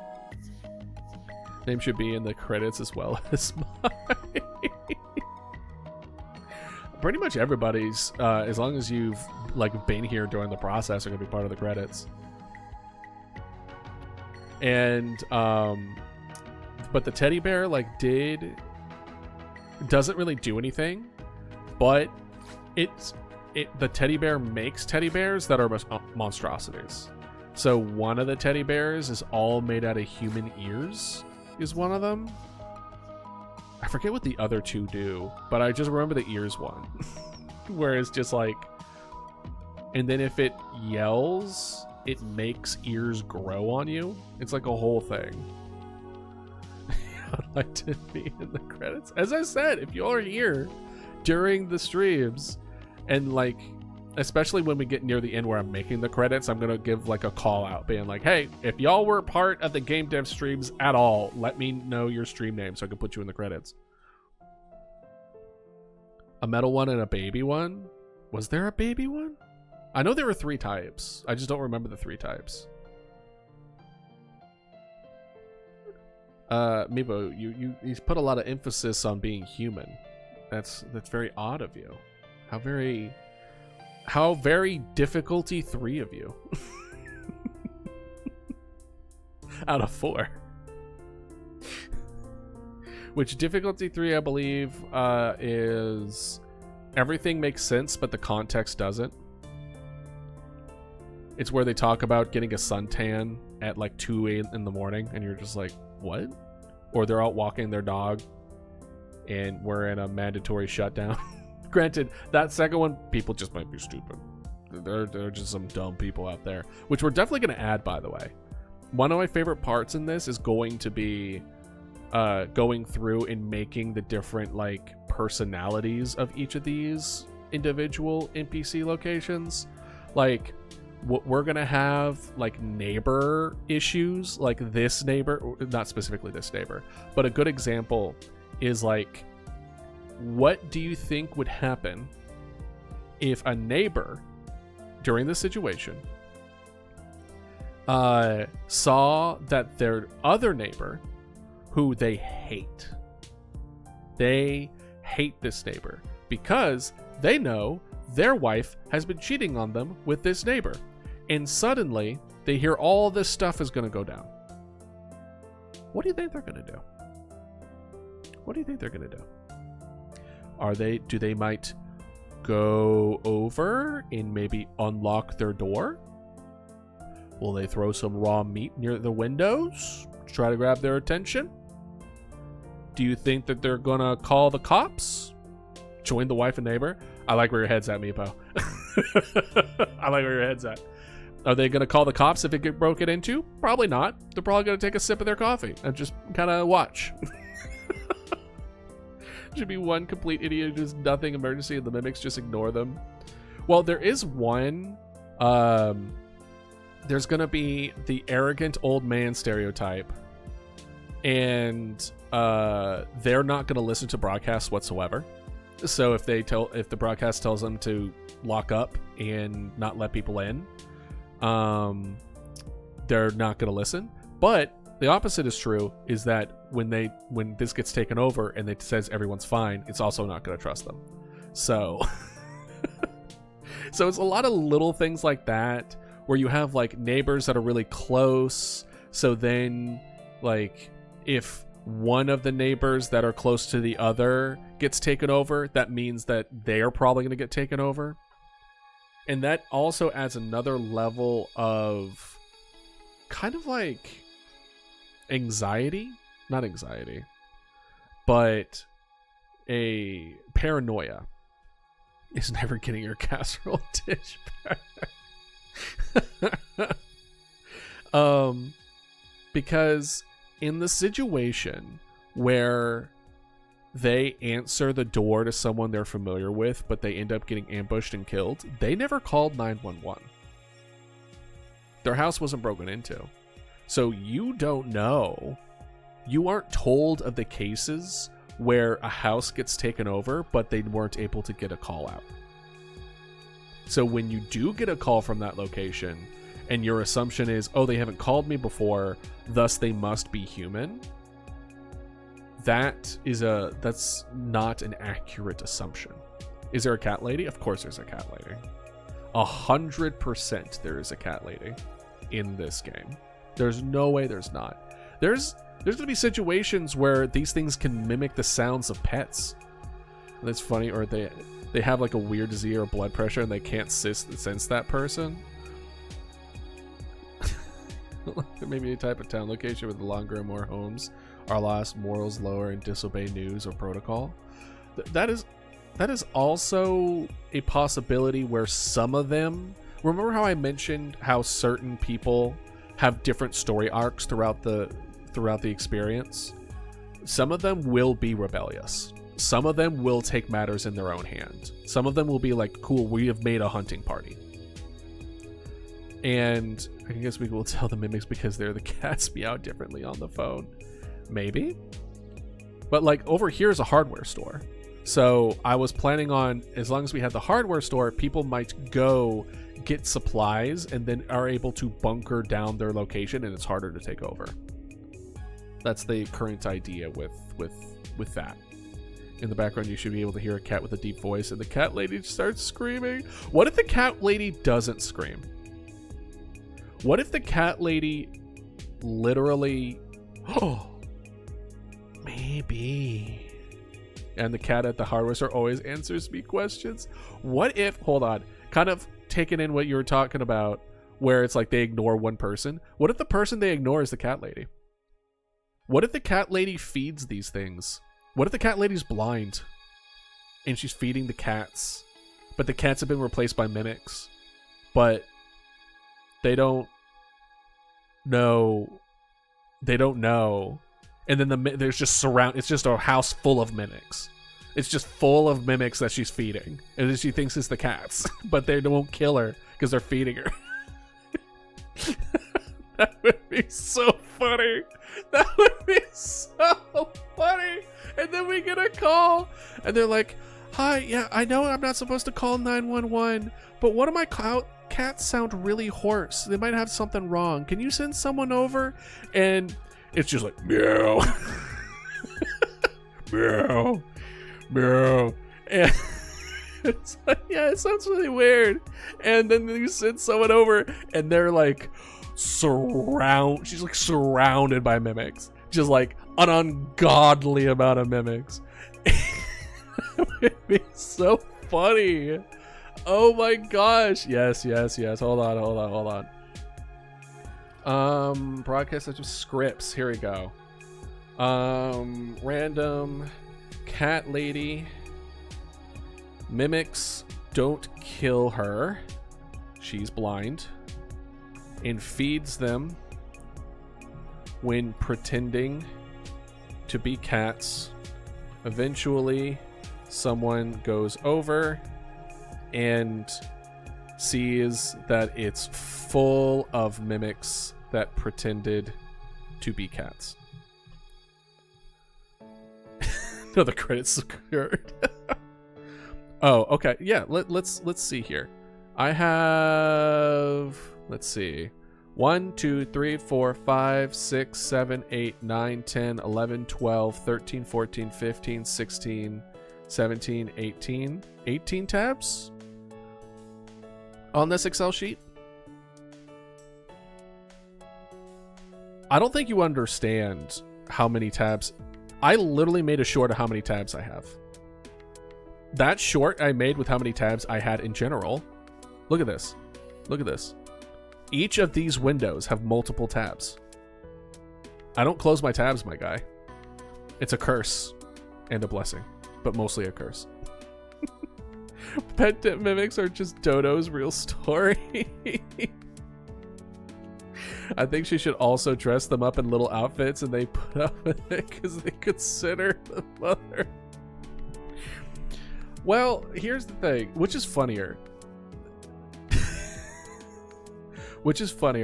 One where it's just like very few mimics that are pretending to be multiple cats, or just all of them are mimics. There's just like, out of 18 cats, is it funnier to have 3 mimics each pretending to be 9 cats, or 18 mimics each pretending to be 1 cat? Dodo mimics. Maybe we could do a April Fool's Day. I make an announcement saying I'm showing off the mimics for the first time of what they look like, and it's just a bunch of dodos. The mimics should only survive on cat food, so she is the only way for them to survive. Just tons of mimics. Because I think the mimics, as far as showing up, I don't want to give the impression of how many there are, but the ones that actually spread around I think it's only going to go up to like 4. I think any more than 4 is going to be more than enough to take out most people, if not everybody. But it would be funny is like, for whatever reason, maybe we have her be up here, where weirdly enough you didn't realize that this house was safeguarding this entire town, because any mimic that came into this house got completely tamed / subjugated by the cat lady, and is just now just a nest full of these mimics. And the reason it didn't spread everywhere is because they were getting fed by this cat lady the entire time. Oh gosh, that's so funny. That's such a funny thing. And I love little bits like that, because this is going to be this could be a very dark game, depending on the stories of this, right? Because it's about people in a situation where they cannot live and they cannot leave. So how would they react to it? Like, we're talking like the Mist level kind of stuff, right? And so we want a decent sprinkle of comedy to kind of lighten it up a little bit. Or there should be a farmer sitting on a porch with a shotgun shooting them. I did decide last time that some of them will have ways to defend themselves, and there is a chance that they fight them off themselves. But the reason I decided to do that is because it makes it so that the person saying that they fought them off, you have to decide if they're telling the truth or not. They could be the mimic saying that they got fought off, but they didn't. And you have to decide which is true, right? All different mimics, they evolved in her house to learn to mock human voices. They started replacing her cats and learned to evolve from there. Just like a cat breed of mimic. I'm imagining dodos walk around in the mist. Thanks for that image. You're welcome, Starbees.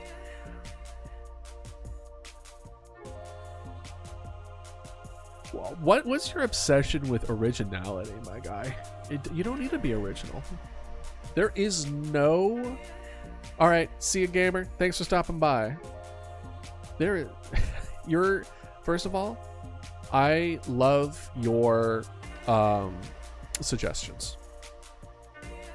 You're absolutely based and fine as far as any idea that you throw my way. Your interpretation, your expectation, your feelings on it. So don't feel like you're like wasting breath or anything. The reason I am even doing this, let me ask you this. Do you think I'm being productive right now? Making this game? No, I'm not being productive. I am talking with y'all with this kind of stuff. But like, the reason I'm doing this is for feedback. It's for opinions. It's for perspectives. Sure, it's slower, and it's definitely not as quickly as I would want, but that's not what I'm doing now, is to get a feel of it. And you're giving me suggestions shows that you're invested. It's more fun, exactly. You're invested in it. You want to see it. You like what you're seeing and you want to throw in your 2 cents. And I think that's a good thing. So don't you worry about it. I've just been listening to the stream while fixing my wall hopping in my game. Hell yeah. That's exactly what I want. Putting me on the background as you kind of work on your own stuff is exactly what I want to see. One cat lady created an entire subspecies of mimics that are just cats. Oh my gosh. Oh man. But no, the cat lady stuff, you know what? Should we just kind of make today coming up with ideas for different characters? Thank you, Call Me Curtis. Appreciate it. Much obliged. Oh man, I haven't gotten a compliment like that in forever. You made my day. But no, let's because part of me is just like, well, we plan to do this today, but the way that things are going, I'm feeling like we should just go through different characters, especially with the cat lady situation, the old man, all that other kind of stuff. Let's do that. Let's do that. We have to do it eventually. Might as well do it now while the iron's hot, right? All right. So let's see.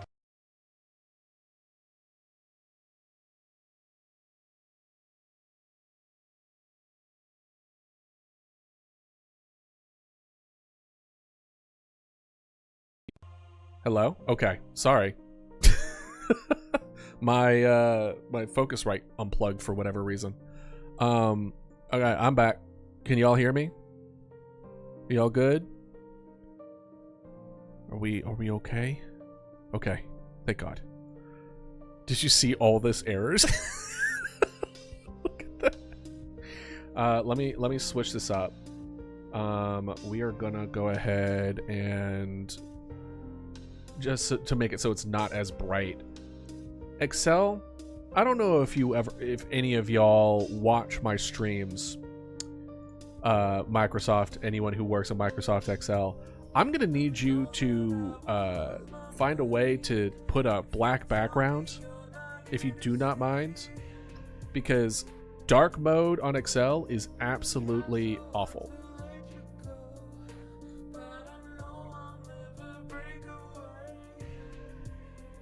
It is horrible, horrible. I have to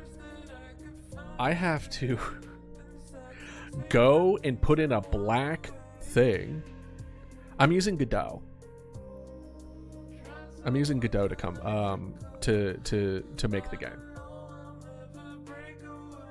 But I have to put in a complete black screen and then switch all my things to white to go in dark mode. I hate it. All right, so what we have characters. Hold on. If we look at is it? It's not demo brainstorming. Map brainstorm? Yeah, map brainstorming. This is where we broke down all of the different people in locations and numbers, etc. Right? We have 50. Sorry, it wasn't 36. We have 56 people. We have 7 children, 14 teens, 28 adults, and 7 seniors. In all of them in 23 houses. On top of all the 23 houses, we have I think it was like 9. Where is it? Maybe it's here. I don't remember. It's somewhere. We have a lot of places. So we have 56 people that we will need to have a decent story. Maybe not every single one of them. Some of these children might be babies. I don't think I'm going to have a story about a baby. I don't know what the character growth of a baby's going to be. Maybe it's going to cry and then go to sleep. I don't know. So that's not going to happen. But we have a lot of room to go to move towards. So, characters.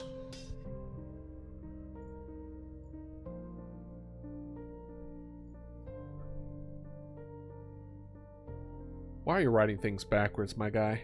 We have cat lady. Bruh. There we go. So we have cat lady, who is going to be, let's see here. We need 56 people. And we are going to do, because as soon as you put, I don't even know what to call it. Maybe there could be one kid who tries to befriend a mimic and dies. Ooh, that's pretty good. That's pretty good. Maybe we'll do this. We'll do children, teens, adults, seniors. Cat lady is definitely senior, right? Cat lady. Children. We have a couple of children. We have child who loses parents.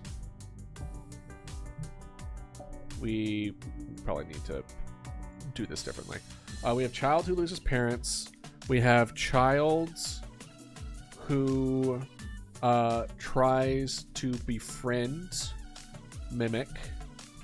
We have child who is lost at abandoned building, because we have that we have a story where these teens are lying to their parents about where they're going. The parents make the teens bring their little brother with them to wherever they're going to go. They convince the little brother not to tell mom. They go to an abandoned building to smoke, drink, I don't know, do something they're not supposed to do. The little brother gets lost, and then you get a call from the teenagers telling you that their brother got lost at the abandoned building, and to try to convince you not to tell their parents. That's where that comes from.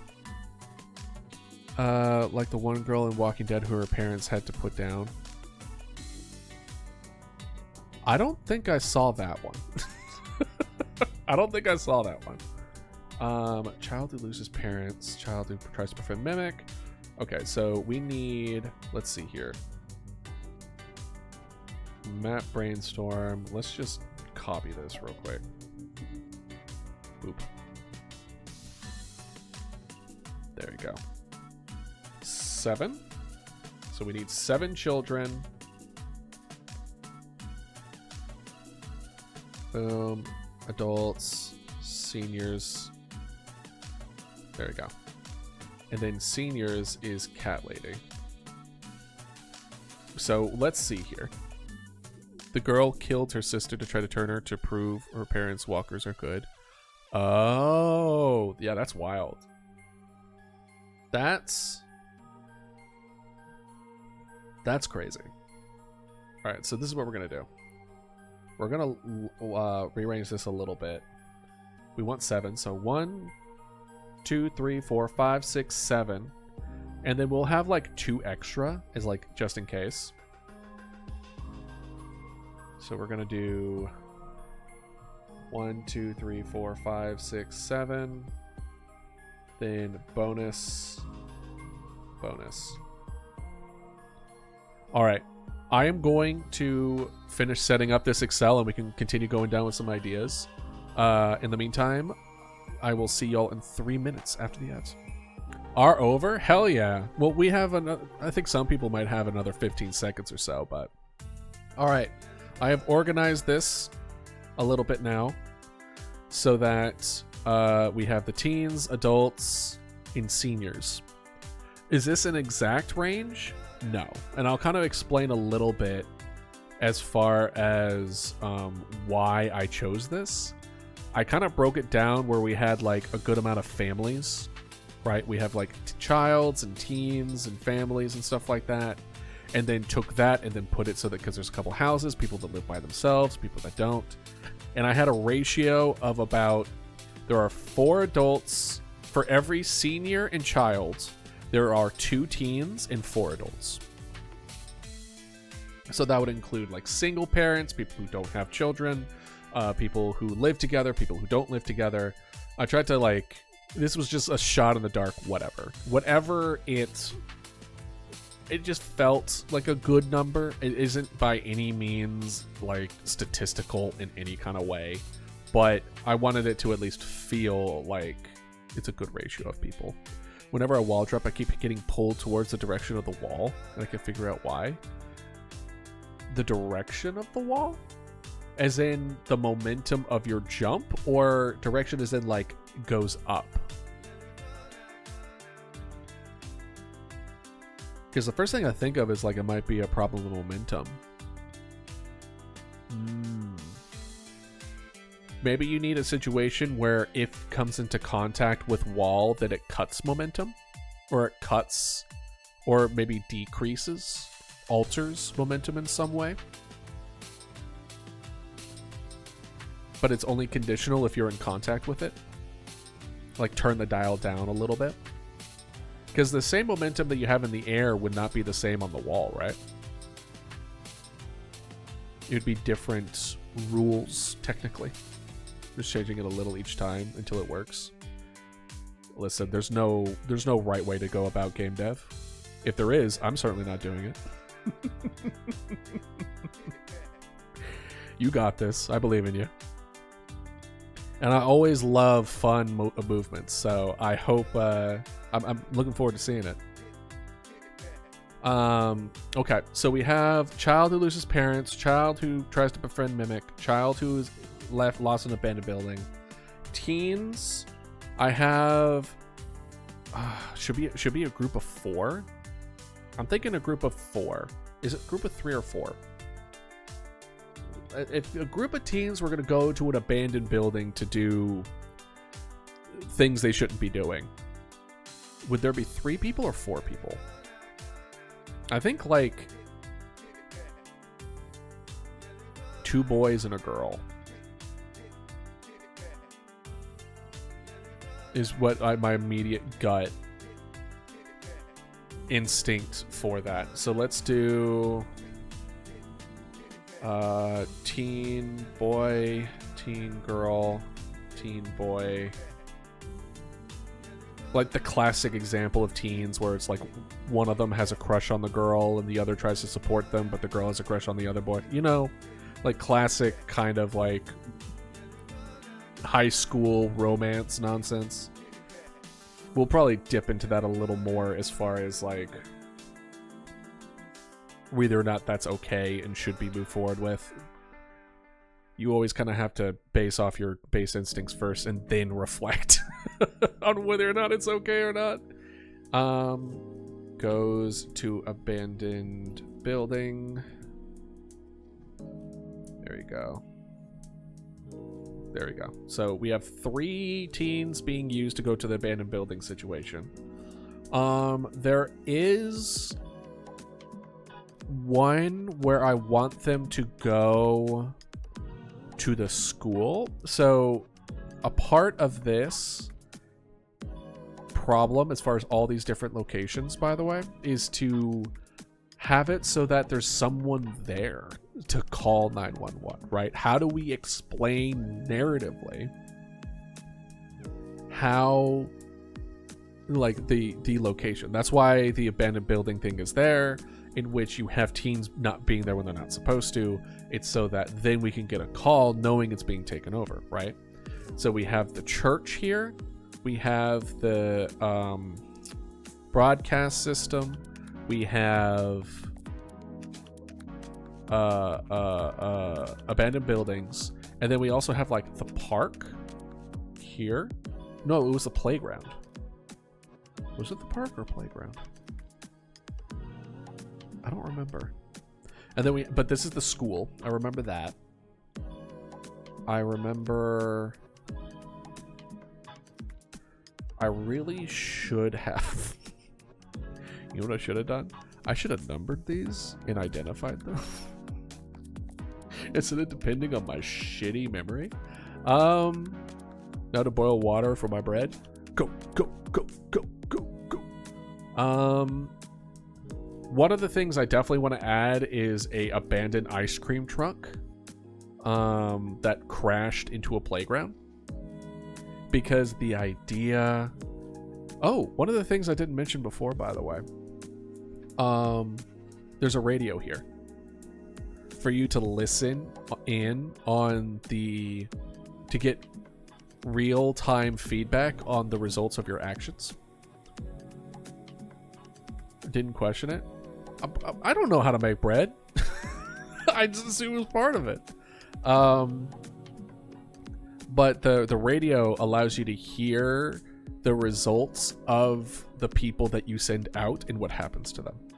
So it's not just a thing on the screen that's just like, boop, like the police car is destroyed or something, right? Instead, it's like you hear them talk to each other, you hear them go to the location, and you hear the results of what happens.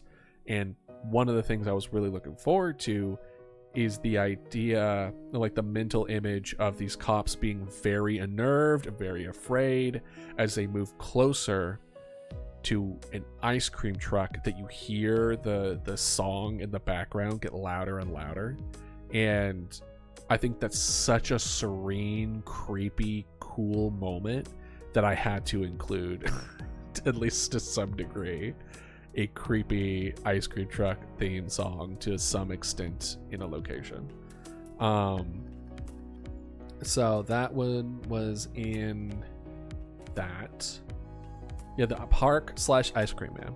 Yes. So let's see if I can recall it all. Let's see here.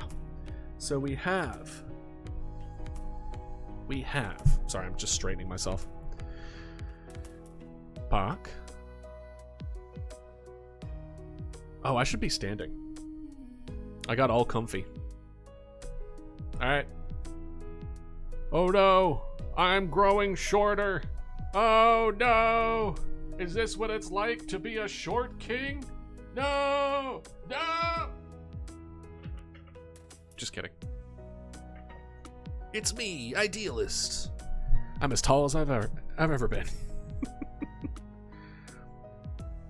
Just gonna play, never gonna give you up in E minor. So, okay, let's see here. Let us see if we can get them all. So, park, ice cream man here, abandoned buildings here, laundromat here. I feel like I'm taking a geography map quiz of the United States or something, where I'm like, is this Alabama?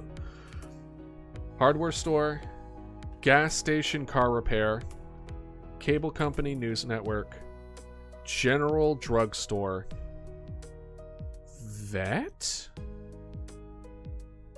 Where did I put the vet? Did I move forward with that? School/community center, church, graveyard, alcohol store.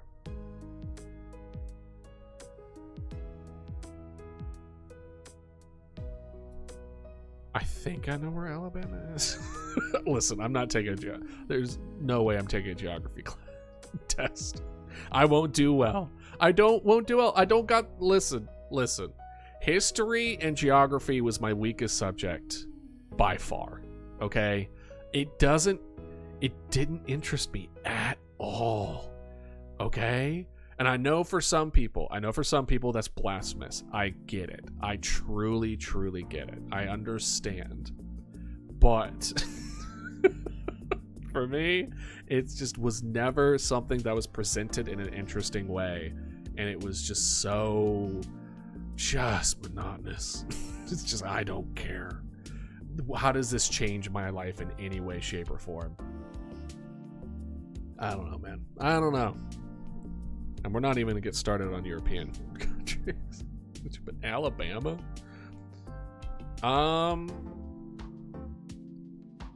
Let's see. If I had to guess where Alabama is. South.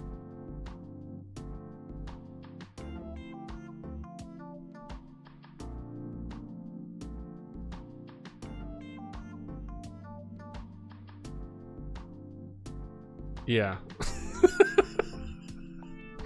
South. Definitely south. I'm trying to decide if it's closer to Florida or... So are half the states are south? First of all, wrong. I think half the states are like northeast. There's so many small ones over there. I'm just trying to decide if Alabama is closer to Florida or Texas. Because I know like Midwest mostly. I know West mostly. Northeast kind of maybe. It gets a little funky closer to the south. Oh yeah, no. Okay, no. Isn't Alabama just north of Louisiana and Florida? It's right there, right? I'm picturing it in my mind palace with a half-eaten US map because we have moths. We got brain moths. Which sounds, I don't know if that sounds terrifying or cute depending on your perspective of moths, but they're both.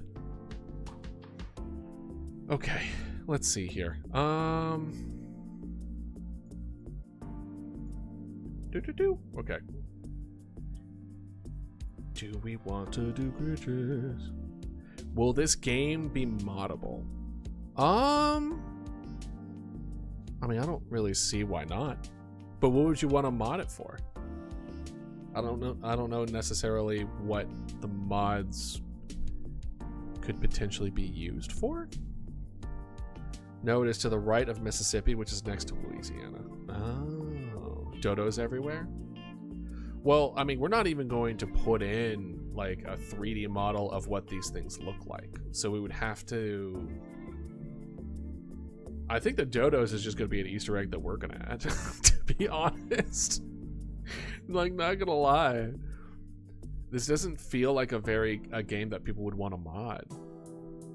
Now, there are some games on the list of what we were thinking about moving forward with that would be fun to mod. Like, any game, a lot of the games that I wanted to make did have mimic adjacent properties, aka like it took your voice and then modulated it.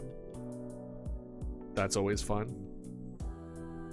That's always a fun little thing, and I think people are getting more and more into it nowadays. Yeah. I decided on this one because I thought I would be able to complete it in 3 months. And I was a little off. Just a touch. We got started in May of last year. Granted, I will give myself some credit. We did stop for like 5 months. We did stop in October, I believe. October, November, December, January, February, March. Sorry. Like 5-ish months. So try to make up time to work on projects and stuff, and then and then I was just like, you know what? Instead of games twice a week, let's just do some game dev. Because I missed game dev. I missed working on this as much as a headache it was giving me. Alright, so we have Cat Lady. In the senior category, we have the Cat Lady. We have Rambling Grandma. We have Stubborn Old Man. Cat Lady has lots of cats.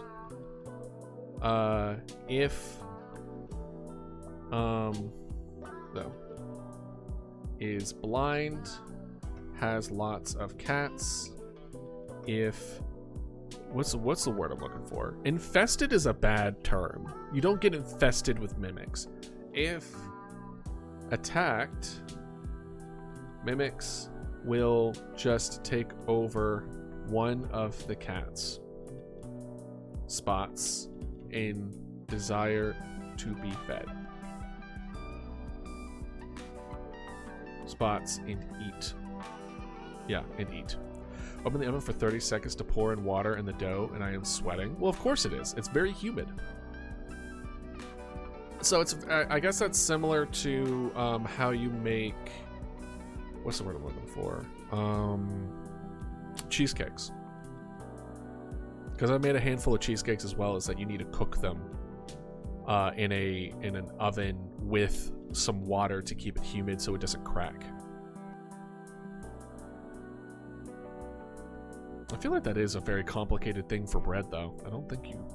I've never seen a recipe. Granted, I haven't seen too many recipes where it requires hot boxing the bread. Rambling Grandma. Will Red Herring calls. Gives lore of neighbors. To give hints on tier 4 difficulty answers. Do you steam cheesecakes? You do, because otherwise it will crack. The top of it will crack. You do low heat, humid for, I don't remember if it was 2 or 4 hours. I remember not getting a lot of sleep because I started way too late and I didn't realize it was like a 16-hour process. But it turned out really good. It was good. It was 480 degrees. Jeez. Is your eyebrows okay? Did you singe your eyebrows, my guy?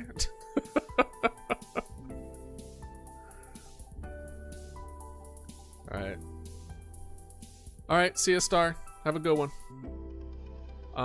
Stubborn old man won't listen. Well, hold on. Will do the opposite of broadcasts. Alright. Most ovens do. Any oven that has a broiler setting. In bread, I believe, does go you cook it high? I honestly don't remember. I know other things like biscuits and stuff you don't go that high, but you know, maybe, what do I know? All I know is that George right now is the expert, so I'm going to listen to George. Okay, let's see here. Child who loses parents calls when parents, one parent kills the other. The other tries to befriend Mimic. What is the outcome of the child who prevents Mimic, you think? People would cook bread on a fire. That does get pretty hot.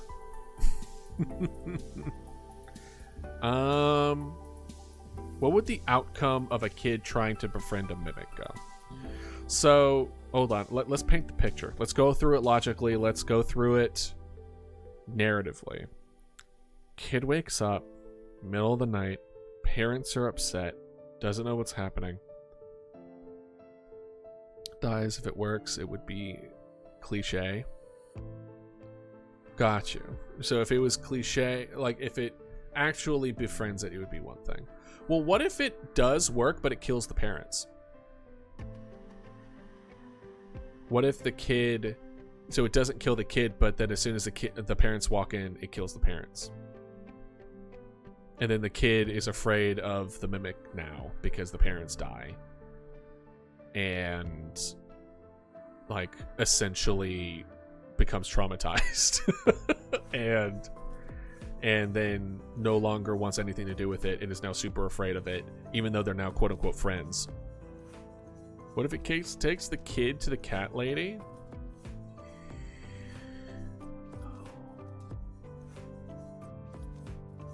No. The way that it has it in my brain is the kid befriends the Mimic.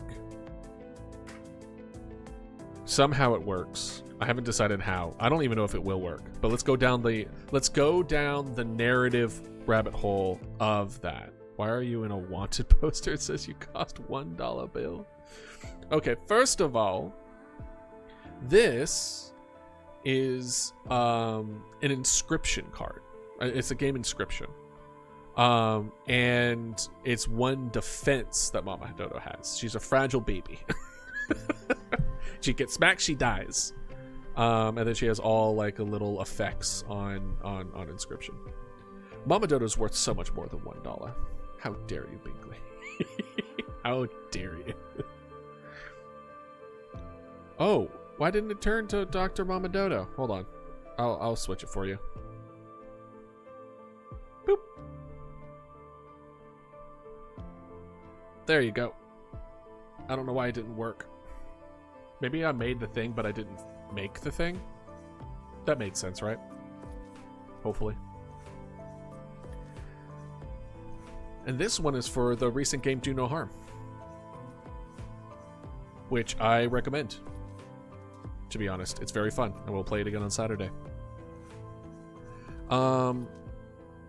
Anyway, and I stretched my legs. Don't you worry, Lewis and Mar.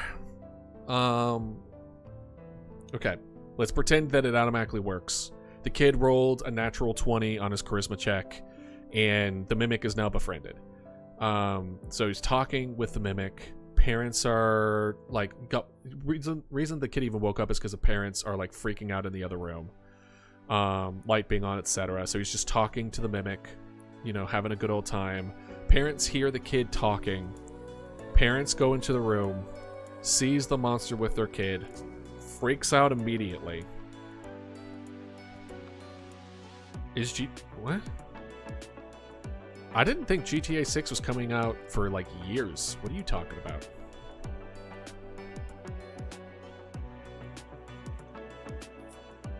I assumed it wasn't coming out this year. I haven't heard anything about it. I feel like I definitely would have seen a trailer or something if it was going to release this soon. Or I would have seen people talk about it more. But, okay, so yeah, parents walk in, freak out, monster reacts, ambushes, kills the parents, kid's traumatized, screaming. The thing comes back, doesn't show hostility to the kid's super afraid of it now, throws stuff at it, tries to get it out of the room. GTA 6?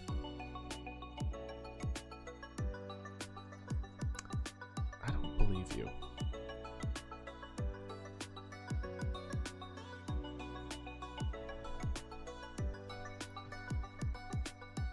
Let me see. Swear to God. Maybe it's pre-orders? 6. GTA 6 release date. We're scheduled to be released in late 2025. October 27th, 2025 is...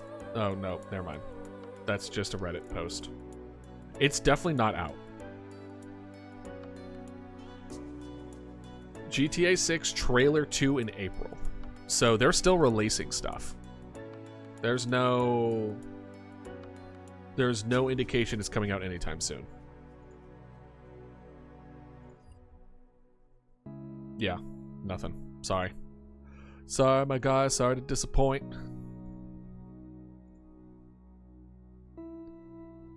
But that how it be. All right. So, right. Kid freaks out, throws stuff at the monster, who now they're afraid of. The monster doesn't understand because they bonded with the kid, but the kid now doesn't like it anymore, so it runs out of the house. The kid doesn't know what to do. The kid then leaves the house. It is now walking around crying.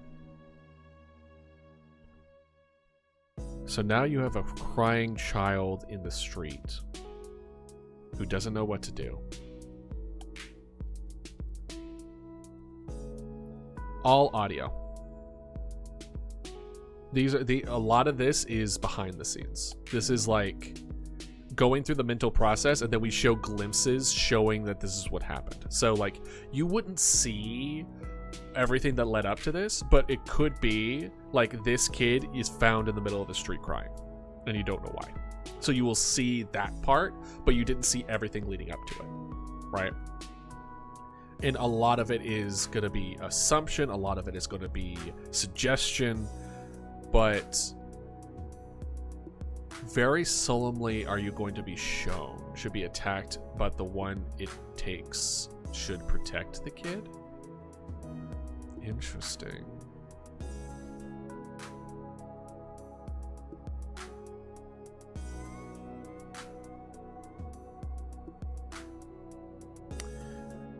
Is that a satisfying ending?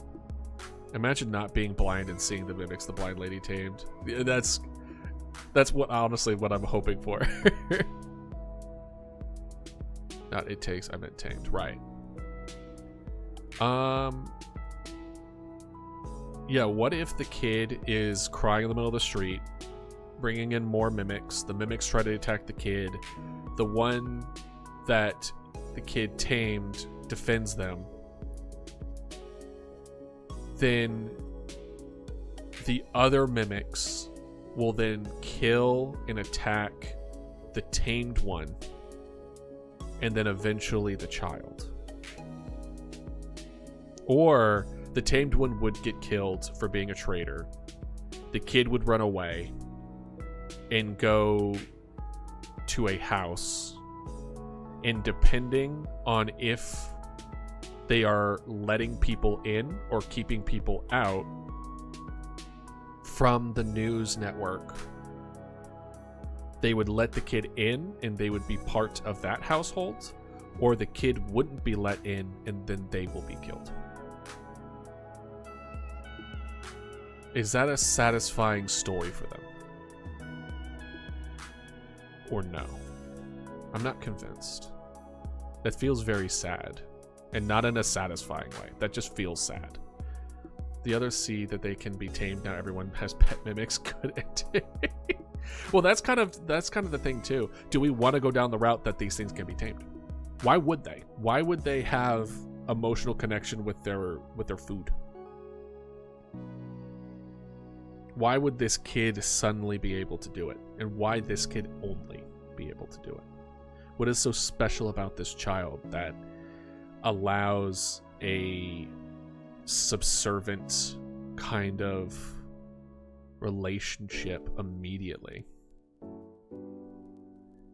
So he doesn't smell like food. Stinky kid.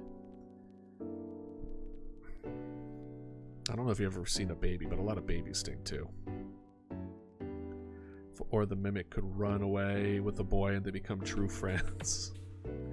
See, that's the thing, is like, I don't the child is part mimic. A child raised by mimics.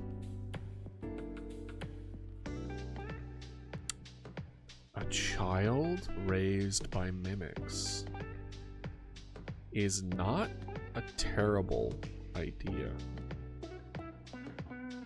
The child is son of the cat lady. Well, first of all, the cat lady's an old lady. It would have to be the grandkid. We don't want to make it too overly connected. But I can see the place where the child would end up being the cat lady place. At that last part, where the kid's trying to get into the house while the mimics are killing the one that was tamed.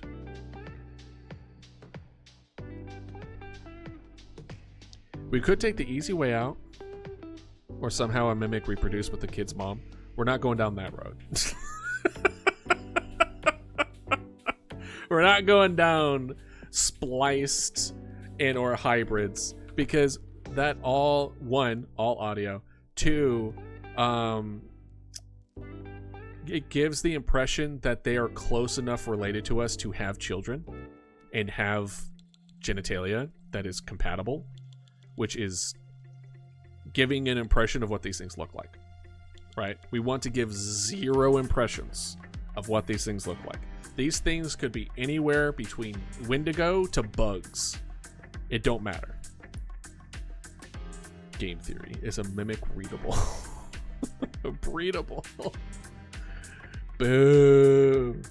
Boo. But no, that's funny. Yeah, we're not going to go down the route of interspecies. We're not going to go that kind of route. A kid befriend a mimic. What if we go down a little different route? What if we go down the route the kid thinks they befriended the mimic, but they didn't? Like, it just held back.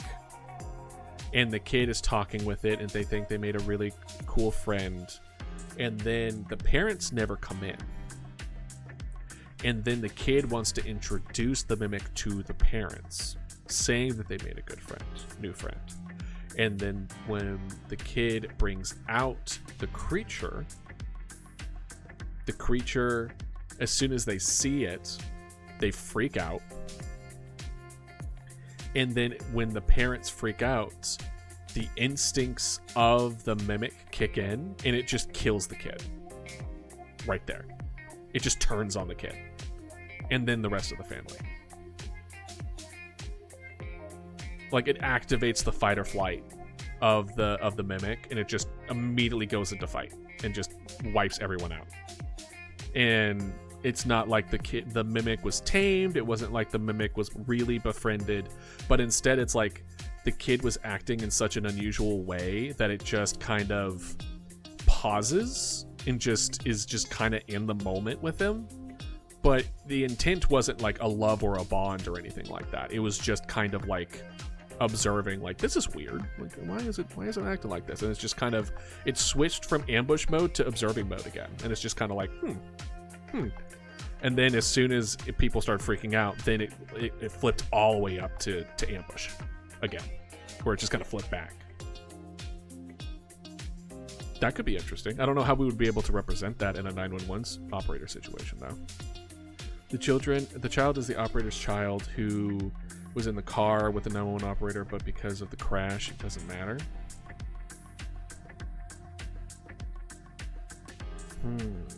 I don't know if they're going to be in a car crash, though. Maybe the car crash would make a lot of sense, though. I think if we are going to infer that the main character had a child, we need to sprinkle that in throughout, being like, hey, you lost a kid, right? Imagine the kid goes, Mimic, you're my best friend, and the Mimic instantly kills the kid. I mean, that's kind of way the direction that we're heading with this, is the feeling of like this magical kid moment where you befriended the monster and you've tamed it so that everyone can stop freaking out about it and everything is fine and dandy. And then as soon as the parents freak out, it kills the kid. Just like head gone. And like it gives that kind of impression of like, sometimes a monster is just a monster. Sometimes the cautiousness of fear is valid, right? Because if we go down the route of it protects this kid and they bonded, that opens up a lot of doors that that removes the cliche. Exactly. I feel like it's cliche that it defends the kid. I think it's cliche that they bonded so quickly. It's a weird twist where a predator becomes subservient to its prey immediately.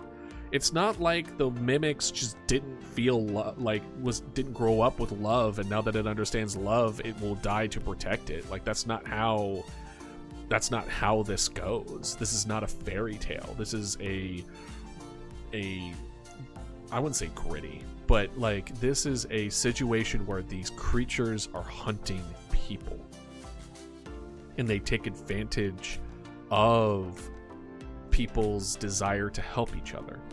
Such a creature would not just be subservient because a kid's being cute and friendly, right? If anything, it would take advantage of that. And I think taking it in a direction, the mimic is actually smart and only stayed with him because he knew that he would take him to more food. Yeah, something like that. Something like that. Maybe it's less to do with like it caught him off guard and it switched the brain to like observing mode, and more to do with they know that if the kid is left alive, it will bring him to his parents, and it will give him an opportunity to properly put an ambush and take all of them out. And knowing that their screams and reactions would then bring in more people. Right? And y'all might be wondering as far as like, well, how would you even show this in game? Right? Because you're not going to see this, right? And I think it's going to be almost like you get a play-by-play by the policeman at the location as they're there, where it's like we see them, the policemen come in. Okay, so let's picture it in our heads, right? Let's picture it. The policemen go in. All this shit went down. Let's say after they ambush and attack, the policemen saw that they broke out the window and then left, right? So they would come into the living room. They would see a kid who looked like they got killed from behind.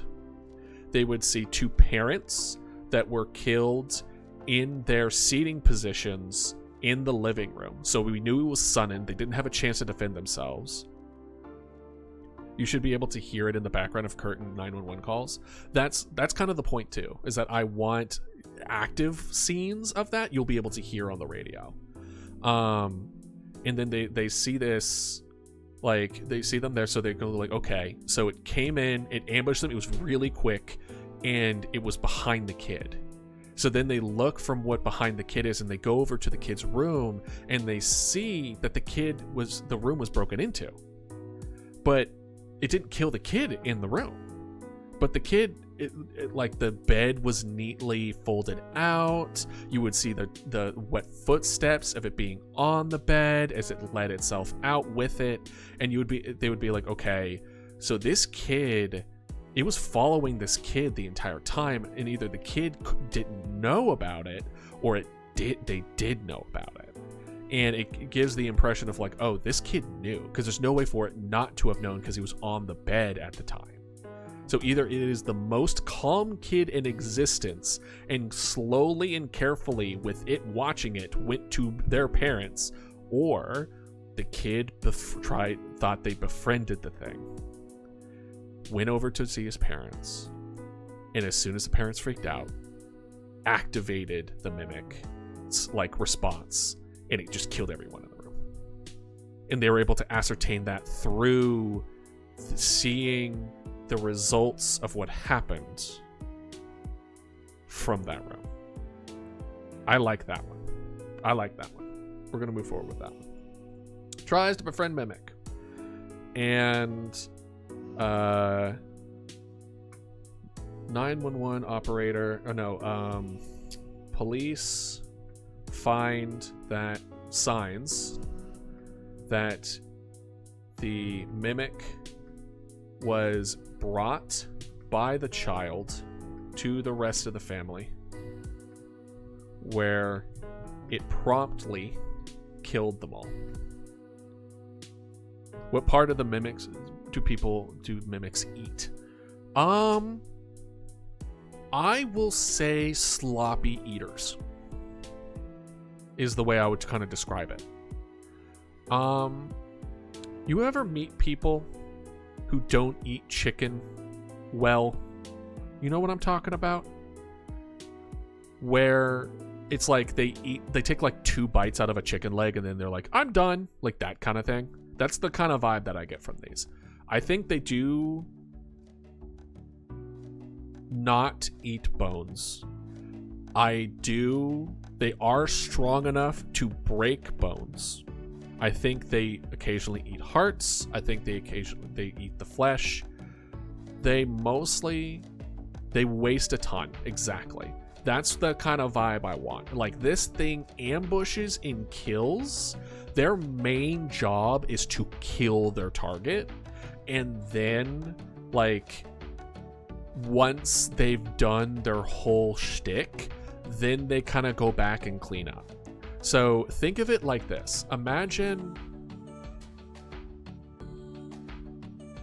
Do you all play Monster Hunter? It's kind of like, it's like, okay, cool. I have like potentially 8 targets. They would be traumatized. Exactly. So it would be like missing parts, obviously dead. Like if they, depending on how hard they fought back, depends on the damage on the body. But it could be something as simple as part of the neck is gone and then the chest was ripped open and the heart's like destroyed. They're just there to kill the target, move on to their next target, get as much people in there as possible, and then once they feel like they are able to get as many, like got as many as they possibly can, then they would move back and then dig in, right? Huh. I'm just trying to think, do they have vision like the Predator? I don't know. I don't think so. Their abilities of mimicry and their abilities of stalking, I think, would be more or less sight-based. I don't think it's thermal-based. I think that they have a way of identifying their target, maybe through smell. It might be smell. It might be sight. It may be particular, like, it notes specific details about that their target. I don't think it does anything to the target to like make it so it's easier to track. Because if it's a sight like Predator, I think it's very difficult that they would be able to differentiate between bodies. Humans usually have a very consistent body temperature.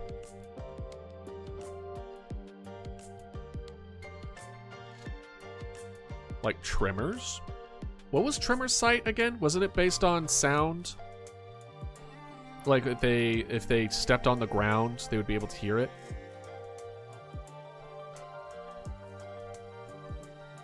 Well, they're definitely based on sound. They're mimics.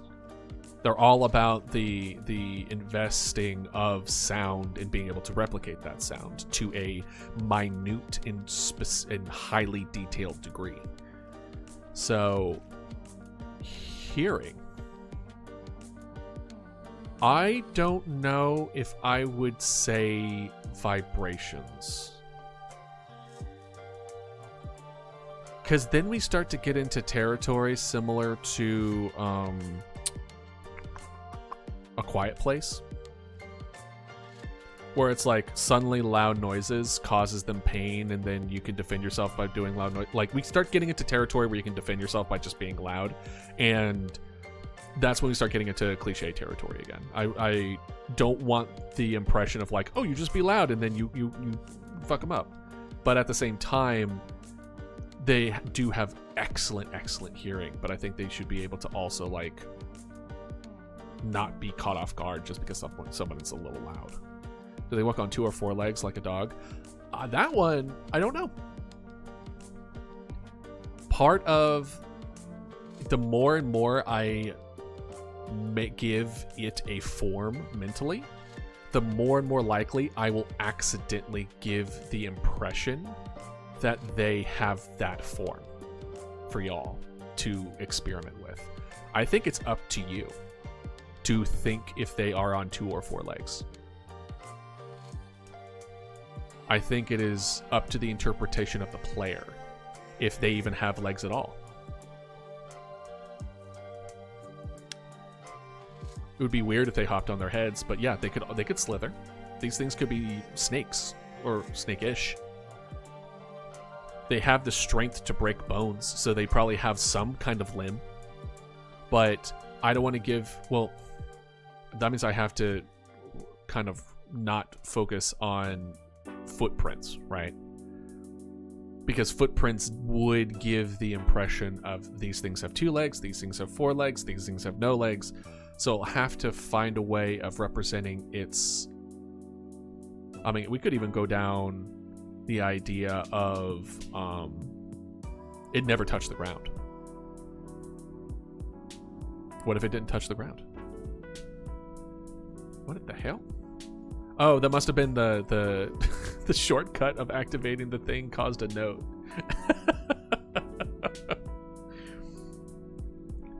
But yeah, so I think I like where this ended up being. The befriending the mimic is a cautious tale of assuming that because a monster is not actively violent, that they shouldn't be treated with an extreme level of caution and care, albeit creating the worst case scenario. And you can't see the footprints. I do think... Which is scarier? Weird footprints or no footprints?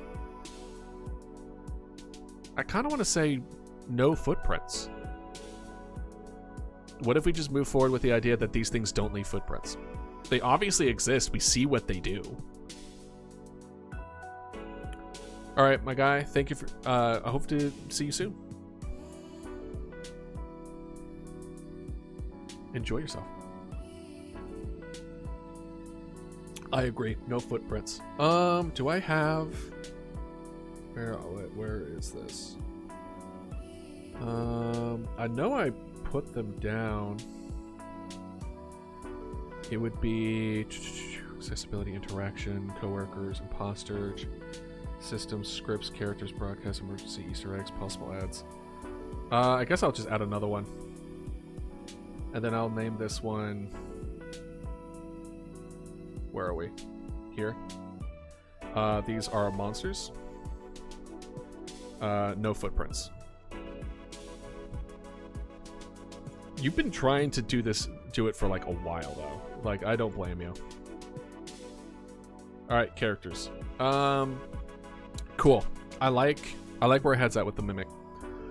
Child who was lost in an abandoned building, gets lost after brother takes them to the abandoned buildings, gets killed. Really, it's not a whole lot else to this. The kid gets lost in an abandoned building and dies. Like, they get taken by these things and killed off. And then they try to mimic the kid to try to convince the brother to come to them, and there's a lot of like an echo effect happening in the abandoned buildings as the sounds are bouncing off each other, and it's hard to determine where the location is. It's going to be an interesting interaction. I still have 12 minutes, probably 15 more. Believe in you. I believe in you. Well, tell you what, let's pass the time. What's the next character that would be kind of like an interesting ad? We have 4 more slots for children. We have a good amount of teenagers we could throw in, a lot of adults that we can do, and then a couple of other seniors if so desired. The bonuses are just more like if we have good ideas but we want to switch them out with somebody else, then we can do that. Let's see here. I think we should move away from children a little bit. Teenagers. I do want to add someone tries to eat a mimic.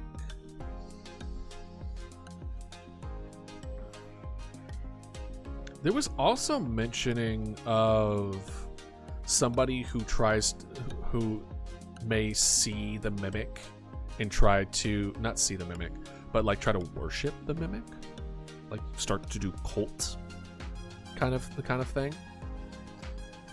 But I don't want to go super hard into the cult vibes because again, that's a different kind of horror. I want to still stick with Old Forest Appalachian feel, not culty demonic feel. Right. But someone tries to eat the mimic. That implies that the mimic is dead. There is no, even with all these cops and all these people defending themselves, they run out before they die. There is no body. There is never a body.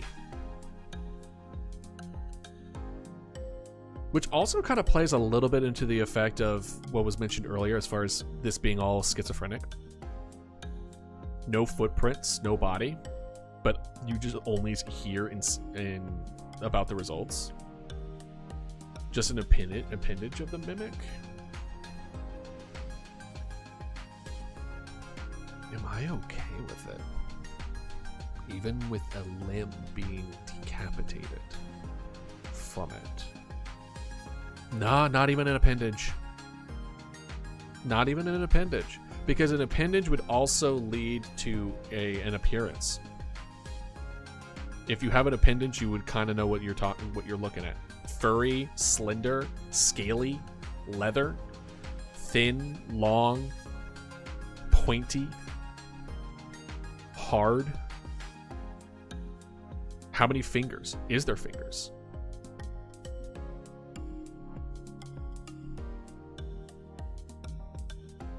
Blood, I'm more okay with. I'm more okay with blood. Now, I'm going to need you to convince me that there is, in any capacity, why someone would try to eat the blood. What sane person? No flesh. Same deal. What sane person would want to... Okay, let's hypothetically move forward with the flesh, because I feel like I'm just going to go in circles. Let's say there's hypothetically a chunk of flesh, right? What power hungry to what? What? Okay, this is a neighborhood. This isn't a fantasy world where it's just like, oh, you gain magic. This is a normal small town that has this really messed up monster situation. Who in their, I guess, right mind, I can put in major quotations, what is going through someone's head when they're like, there's a chunk of flesh of these things that's killing everybody. I'm going to eat it.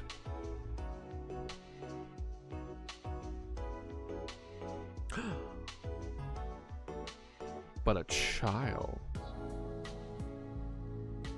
a baby, a toddler,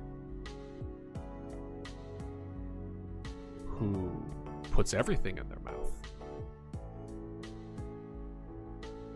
Objects, anything. Sees a piece and eats it.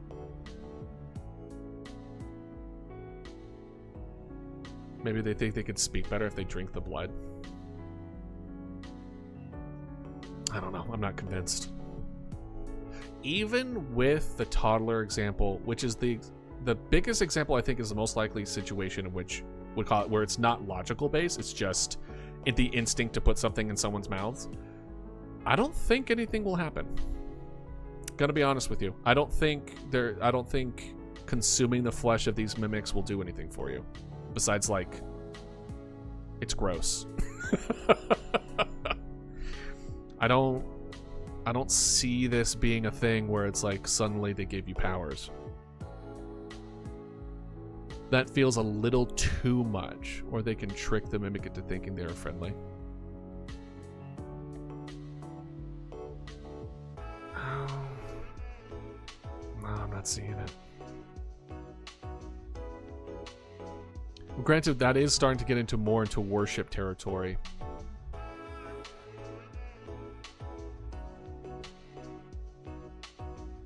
Okay. Alright, let's go down this rabbit hole.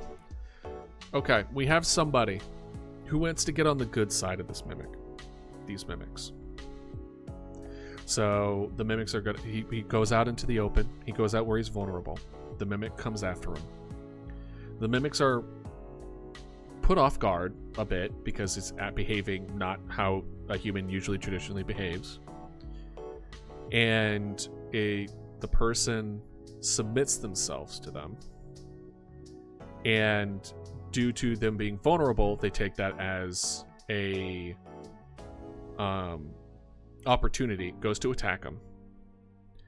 And then they say, I can bring you more people.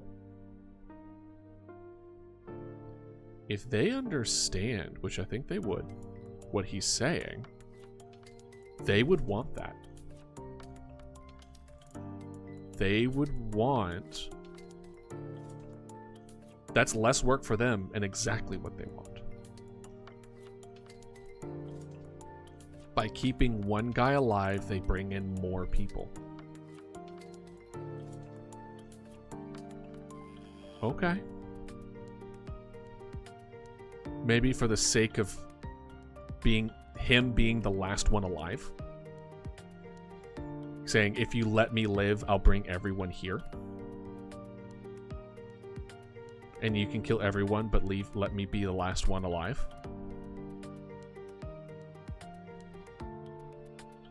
I can see that kind of working. Because that's what they go about doing anyway. They just do it themselves. But now they have a willing participant to essentially do all the work for them. They would be... I think they would be agreeable. I don't see... as long as they fully understand what he's talking about, I don't see a reason why they would turn that down. And maybe kind of what you're going off of, maybe in exchange, maybe he gets greedy. Maybe he says, if I give you sacrifices, besides just being the last one alive, what do I get? Do I get your flesh? Do I get your blood? And then he believes he could become one of them if he consumes them.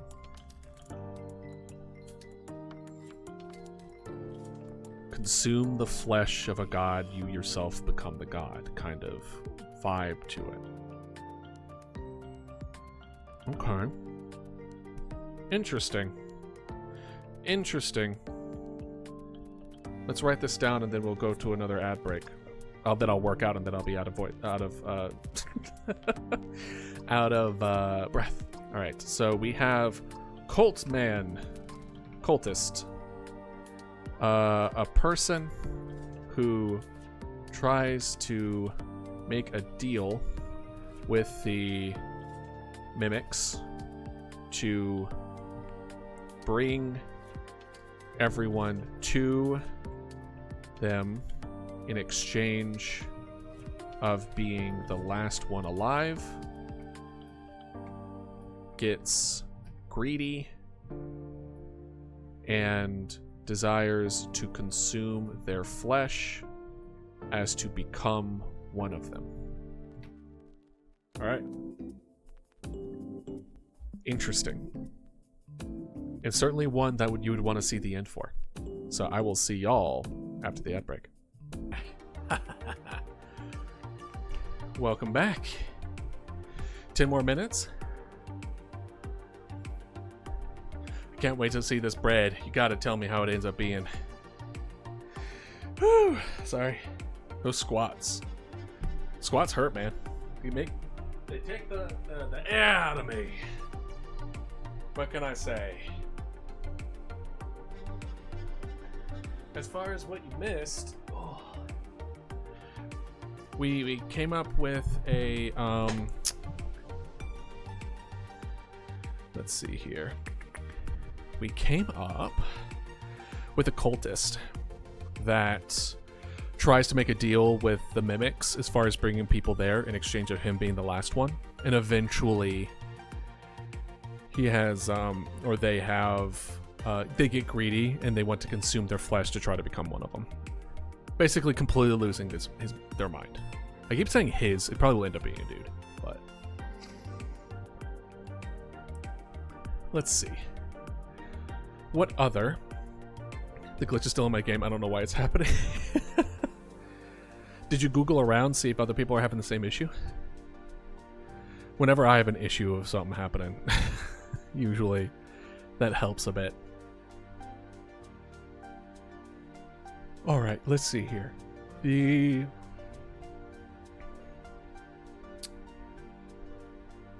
will try ChatGPT.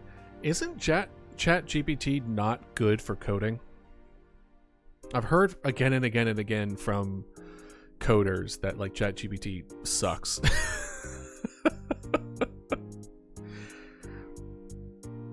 But you're right, use every tool that you have available. So I'm not here to judge you.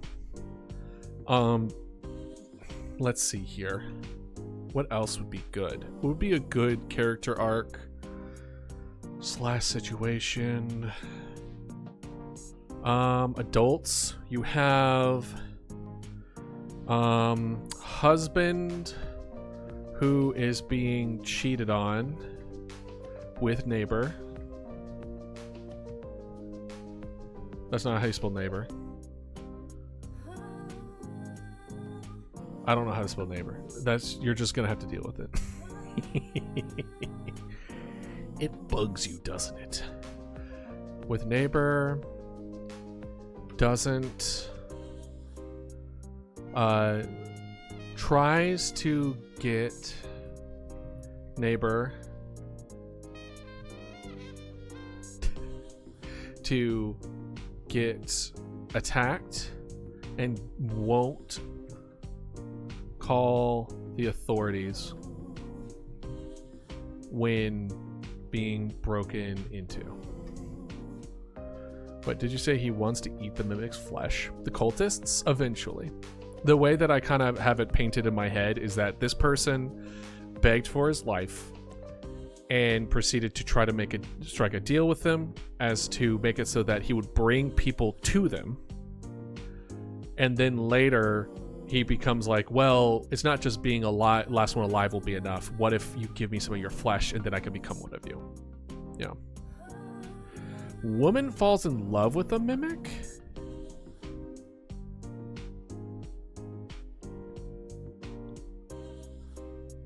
Interesting. Okay, a little spin off of that. I don't think a woman would fall in love with a mimic. But what if it's a situation where it's like a new couple? Right? It's a new couple. Pretends to be a man, but not a woman falls in love. Yeah, that's kind of what I'm going in the direction of, where it's like new couple, man is in the bathroom, gets attacked in the bathroom, dies, gets replaced by a mimic. The door is still closed. The woman goes to check up on him, and the mimic responds back accordingly, and she has a conversation with them and admits that she's been in love with them and has like a really in-depth personal experience. It's a bathroom. A window. Let's say there was a window in the bathroom. It broke in through the window. And it's like, hey, are you okay? I heard something break. And then it's just like, yeah, no, I'm okay. But I'm okay was the mimic. And she like admits that she's in love with them and that they want to move forward. And, you want to have a long-term relationship. And then the mimic is just like, responding accordingly. And she goes like, then she opens the door to give them a kiss. And on the other side is a mimic. And then the mimic kills her. And it's just like this in-depth, really cute, personal scene. And it's just like dead. It's kind of comical.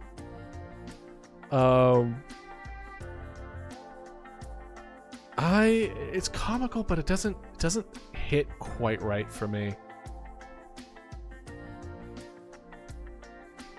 To a degree, that is comedic heartbreaking. To a degree, they understand, because the difficulty levels of the mimics represent the ability for the mimics to understand what they are saying.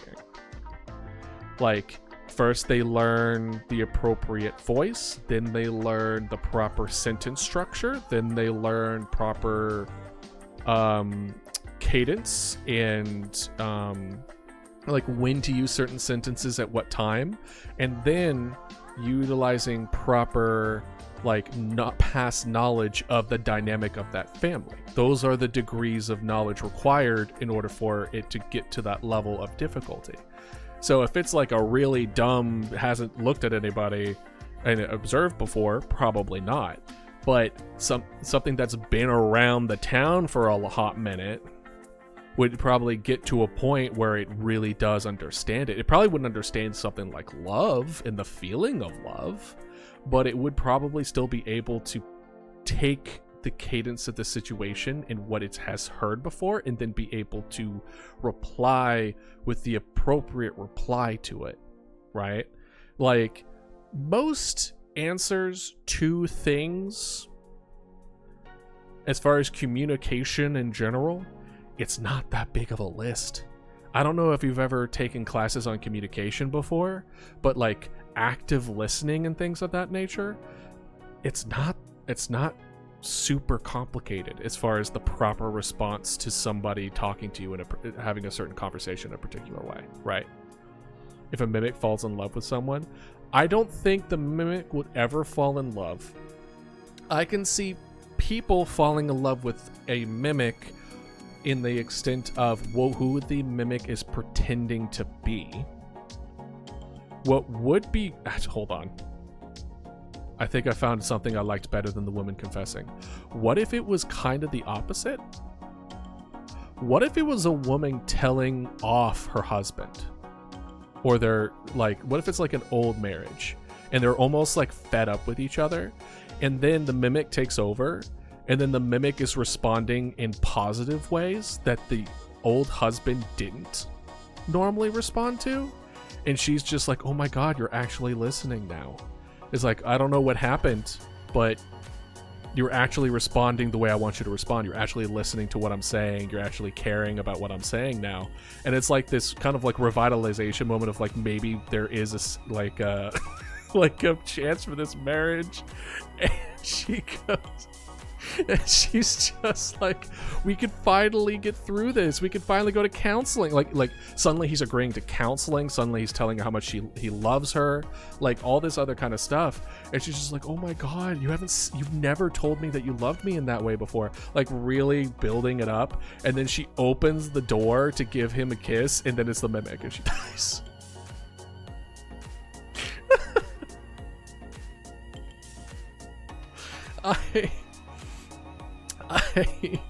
I don't know. I kind of like that one more. I kind of like the idea that the mimic was a better husband than the husband.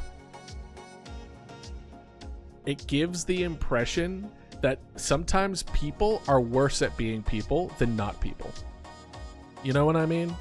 Some people just suck at communicating or getting their feelings across in such a way that it's really refreshing when it finally comes to that, and it's just like, that's funny.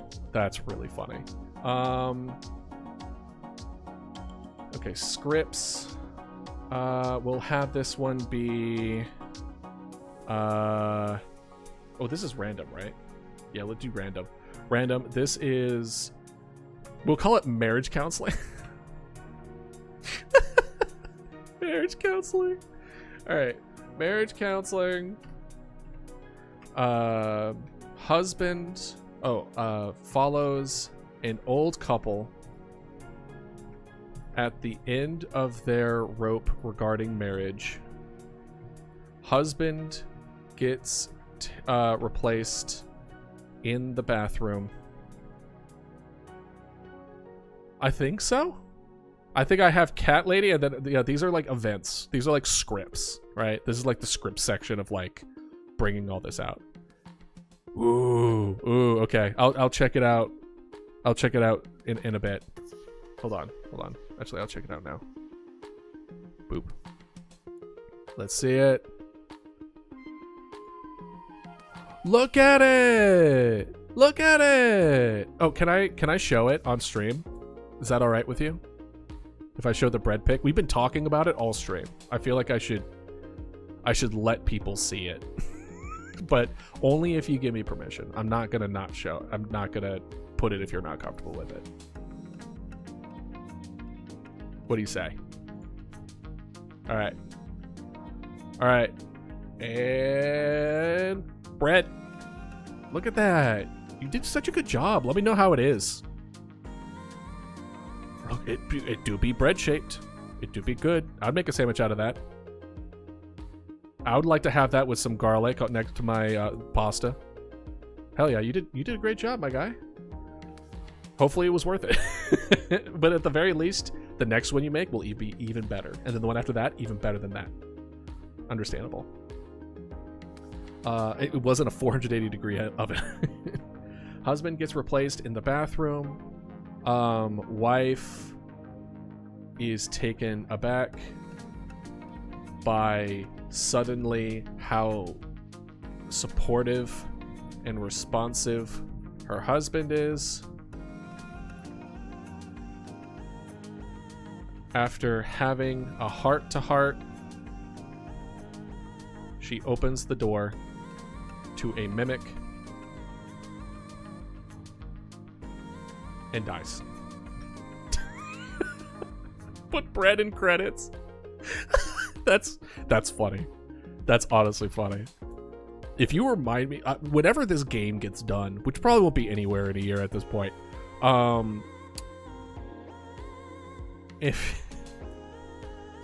if you remind me, George, I'll add it to the credits, because why not?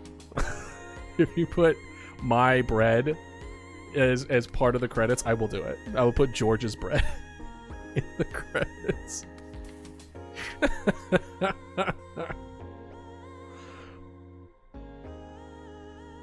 Should we put pictures in credits? Usually credits don't, but I don't see why not. There's really no reason not to, right? I don't know if I want to give y'all too much power with that, though. Anyway, marriage counseling, hilarious. I love that. That's so funny. We will have husband and wife having difficulties.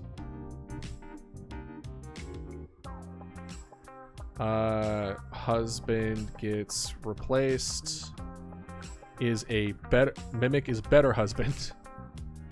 Is a better husband. Both get killed. So that's 2 adults. Done. Be different. I don't think I gotta worry about that. As I look at my Mama Dodo Colt costume on the bottom right, my custom-made ESRB on the top, in making a horror game about mimics, I don't think I gotta worry about being different. I think we're good. I think we're all good to go for different. And plus, making the credits different would also be, beneficial. Okay. So, we now have love. So what other examples of fun things you would want that you would be not necessarily excited to see, but would interest you to see in this kind of world, in this kind of situation, that would bring forth add to the depth of it all, right? We want to avoid things that are just like, we have the usual, like, oh, they defended the house, they successfully defended the house, and the dad's a gun nut, and all this other kind of stuff. But that's very like par for the course, right? Like all the befriending the mimic was a really good suggestion. The falling in love really brought forward this one. I liked that one a lot. The eating brought the cultists. Cheating on neighbor, that was something that was before. I think that was recommended by, was it Ratty? I want to say it was early. It was a suggestion early on. Cat lady was also really funny. Let's see here. Well, let's look at the places that they work. We do have an alcohol store, because of course we do. It's a small town. It has to have an alcohol store. So if we have an alcohol store, should we also have... Is it stereotypical to put alcoholic homeless man in this town?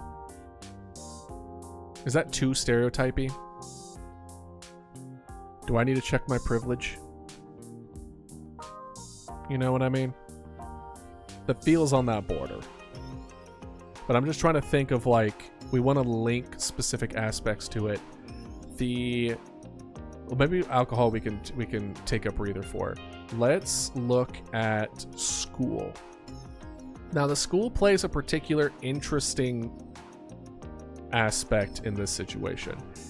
In this timeline, all this happens during the night. No one should be in the school. Period.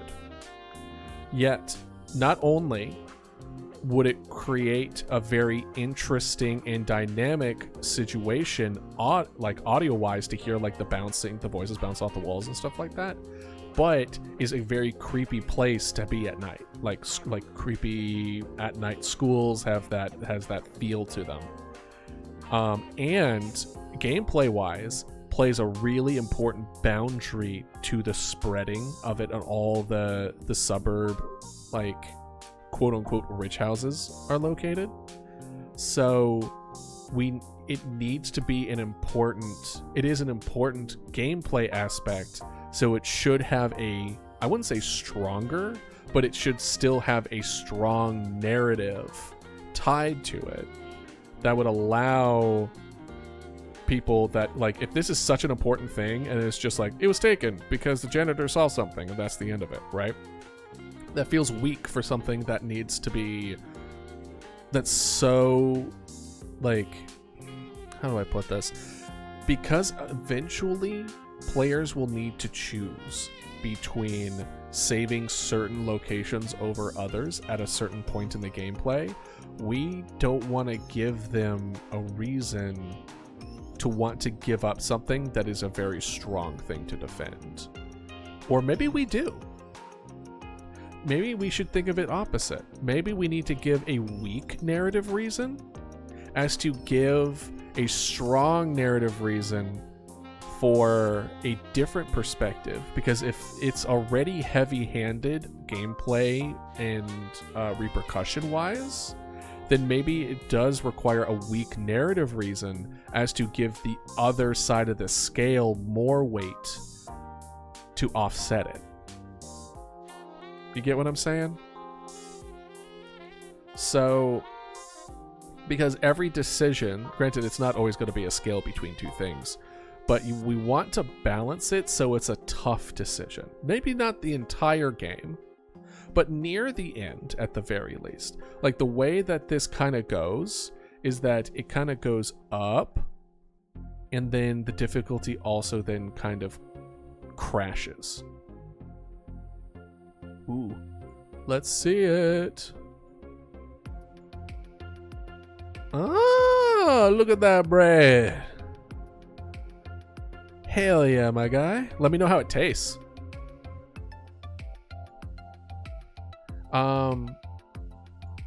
Because the idea, hold on, let's paint.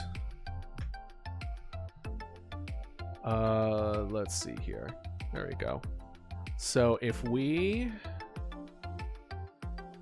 the difficulty is like it's good, and then it slowly goes up, and then it slowly goes up, and then it slowly goes up, and then it becomes more and more and more and more and more and more, and then this is like when it peaks, right? This is where it peaks, and then eventually it'll get to a point where it's impossible.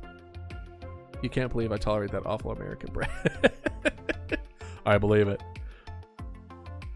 Well, I'm glad it came out so good. I hope you enjoy. And I hope to see more in the future. It goes to this peak here, but eventually the difficulty is going to get so high that it doesn't matter what you do, you can't stop it. It's impossible. There is no amount of decision making that will allow you to be able to tackle what's being happening. And when that happens, stress goes down. And the reason this is because if there's nothing you can do about it, then it's learned helplessness. You just let things go. So the stress goes down, but when the stress goes down, I want there to be almost like a curve at this point in particular, where it's kind of like, oh, it's fine, and then it peaks here. And this is like dread. This is the feeling of dread here. And then it peaks until the very end of the game. And then it like crescendos up here. And then that's it. That's the end of the game is there, right? And the reason that I'm pointing this out now is specifically with trying to have that weight on both sides. We want that weight kind of discussion like right around like here. Right? Actually, no. It's more like here. When the sorrow starts picking up a little bit. Where you're having to make really difficult decisions. And the difficulty's really spiking, and you're having to make really difficult decisions. This is where we would want to see you now have 2 places on a scale. What do you help? Until eventually it reaches that point here where it doesn't matter which one you choose, you're gonna lose. You're losing for every decision you make, you lose 2 others. And then slowly it just crumbles within your hands. Salty in some places? Was it maybe a mixing issue? Maybe the salt didn't properly spread across? It could be that.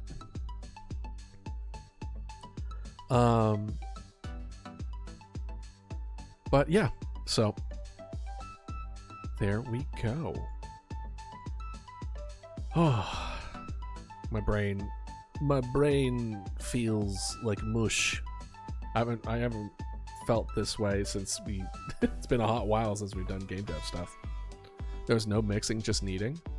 Maybe it's needing more then? I suppose? Like, it's not as uniform as it might need to be. Is what I'm thinking. When it comes to, like, non-uniform patches like that, that's the first thing I think of. Is that it's a kneading/mixing. Where it just needs to be a little bit more. So it kind of spreads that out a little more. Or it could be one of those things where when adding salt, you add the salt while kneading. Tried was like quadruple that size. Oh, damn. I'm surprised you tried such a big thing right off the rip. Whenever I try something new, I try to make sure that it's like a smaller sample. A smaller size, right?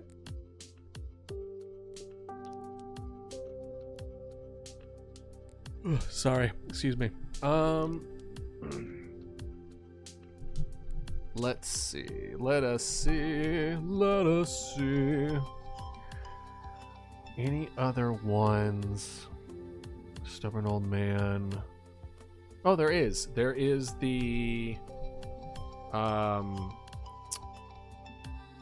there's the newscaster. The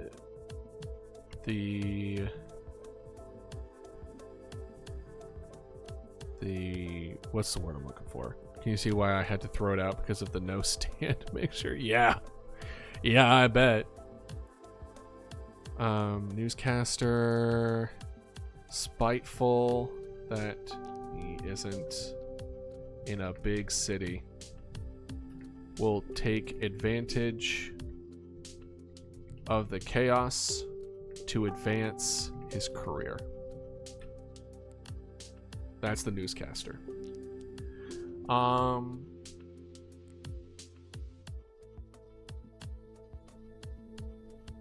So we're talking about the school. And we're talking about the balancing of the scales. And that if it's not a strong gameplay reason, then it should have a strong narrative reason. So we want the school to have a light narrative reason to defend it. But light doesn't mean not impactful, right? It just means to have less stakes. So I think if there's going to be people involved, it's very few, like one person. At least one person has to be there, or else how are we going to know? A part of me wants to say we could dip into the idea of home security, where it is someone broke into the school and auto called 911, and then we have to decide to send police force into the school based on zero knowledge besides the fact that the school was broken into. That could be an interesting decision. Is how many people do you send? How many police do you send? It's a giant school. Is one additional police car enough to, search the school because it was broken into? And do we want additional potential situations of the school being broken into, not just... What if a really rare event can happen where the police get attacked on the way to wherever? I know that there are situations that I've considered where, because if you can hear stuff happening over the radar, aka you were wrong and that they get attacked and they die,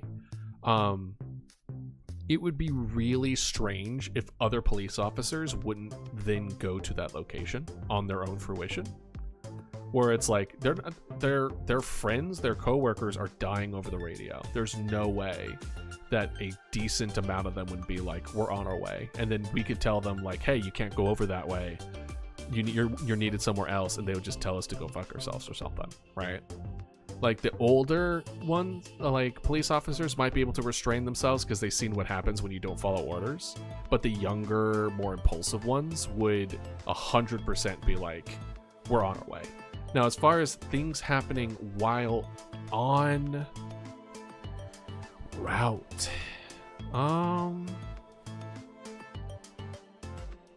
I know one of the main reasons why I have it going out over here is because this road is closed and the only way in or out, like, people can't leave. Like, the whole point of this is that people cannot leave. And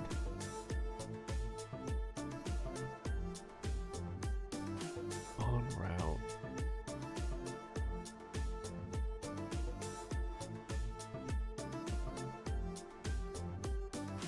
What if instead of them being attacked en route, what if instead it's an event where they come across an event en route? AKA, remember how we mentioned the mimic kid who befriended the mimic? Like being in the road and crying? Where it's like they find a kid in the road. Hey, Hollow, how are you doing? And hopefully you've been doing well. So, like, they would come across somebody that are, like, outside when they're not supposed to be outside.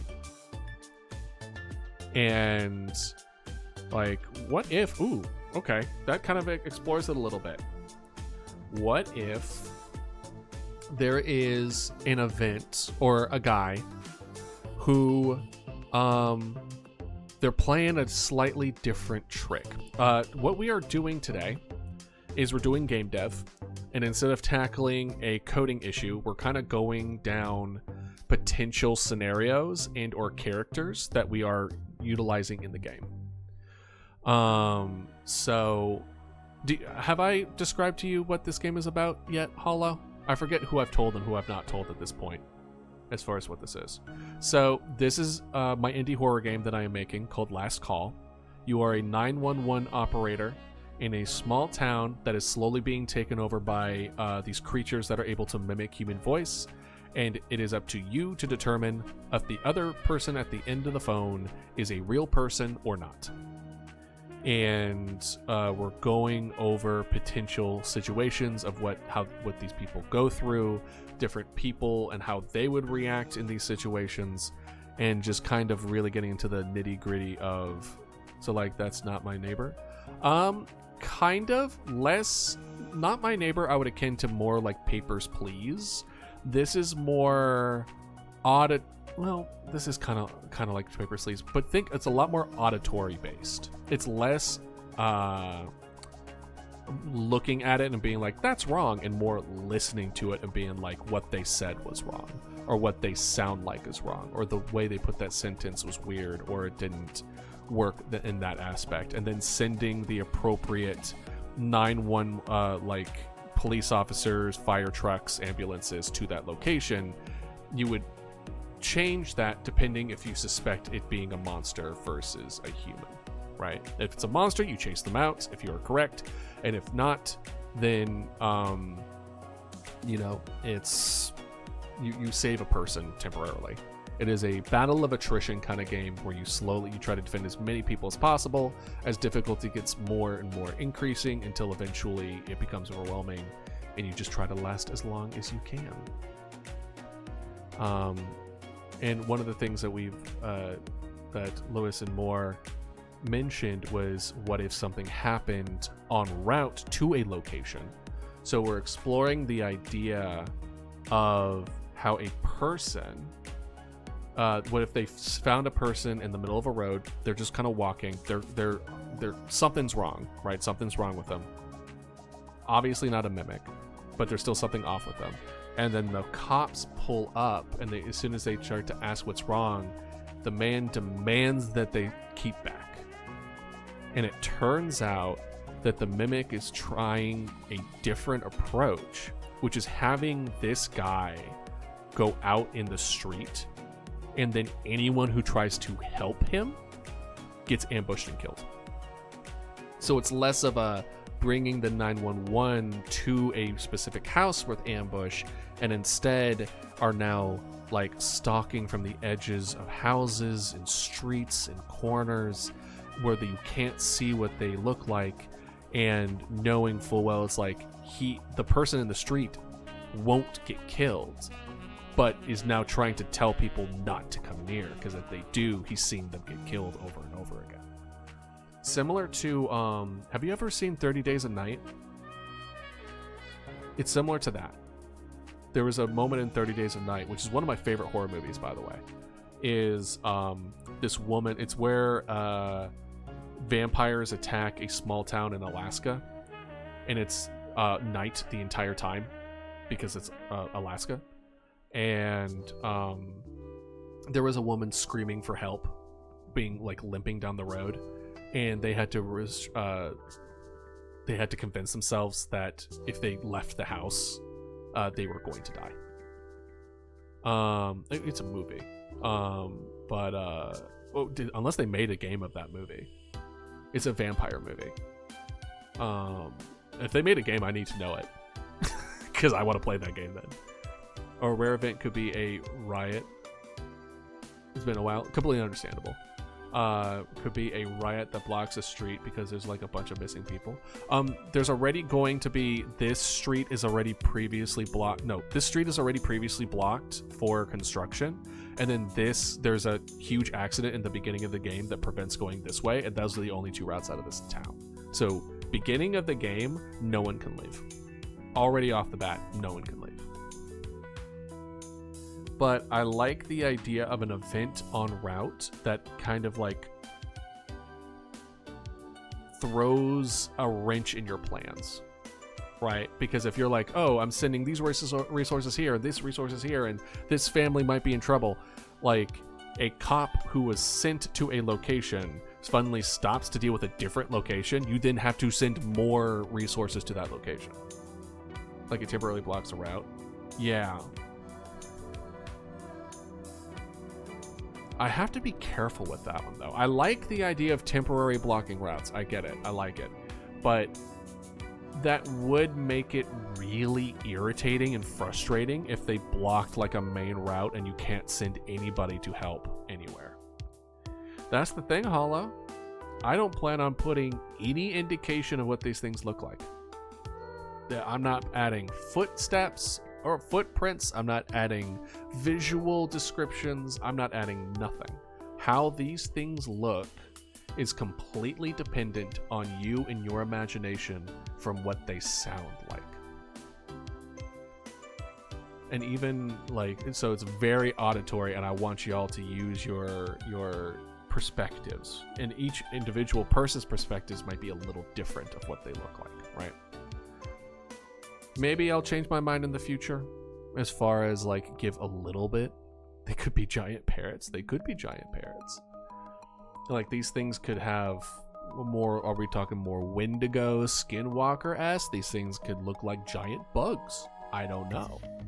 But if it gets too complicated and too restrictive, with that restriction is a little too hard, then I might lean in a particular direction. But I'm going to try to avoid what these things look like as possible. But the vibe that I want this to give off is like Appalachian mountain, deep dark forest.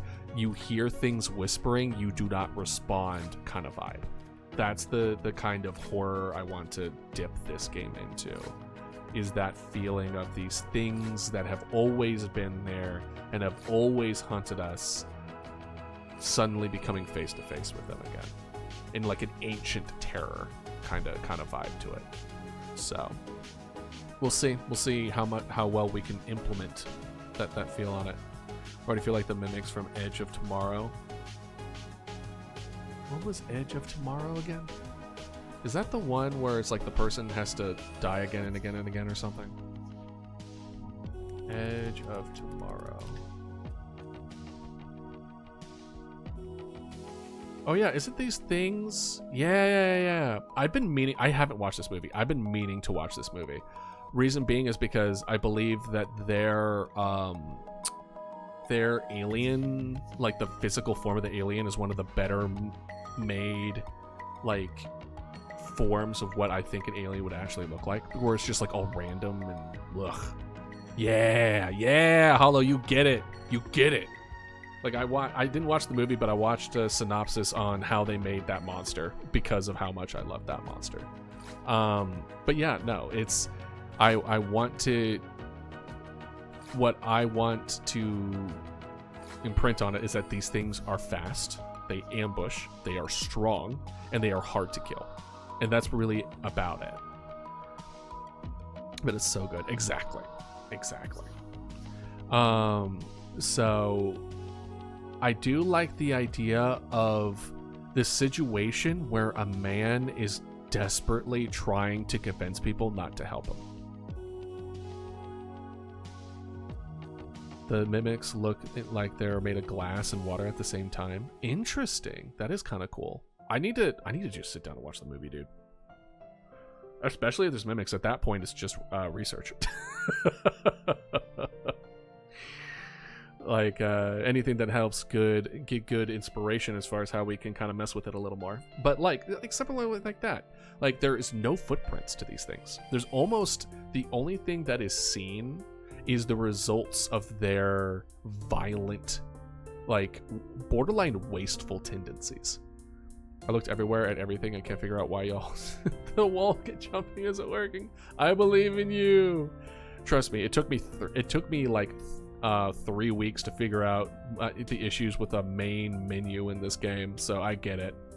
You got this. But so like these things could look like glass and water. I think people's reaction is definitely going to be screaming. It's definitely going to be terror.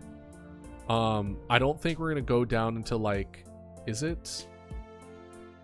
Which one is it where it's just like, it personifies your deepest, darkest fear or something? Like we're not going down that route where it's like, it's different for everybody, or it makes people like, commit Sudoku. We're not going to go down that. But it is in the route of like, people aren't looking at these things going like, that's weird, that's a little odd, and then it's just like, that guy looks like it's funny, like that kind of thing. Granted, kids, oh gosh, there is some, I forget, was it Mandela Catalog with the mimics, where you heard it mimic a kid laughing, being like, look mommy, a silly monster, and it's like mimicking its voice as it's like creeping around the house. Oh, that's the good shit. That's the good.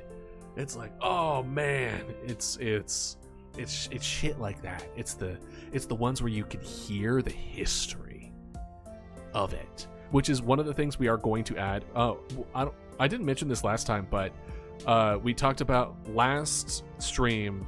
We talked about a demo, and the demo for this game is going to be a smaller town as a precursor of what happens in the main game.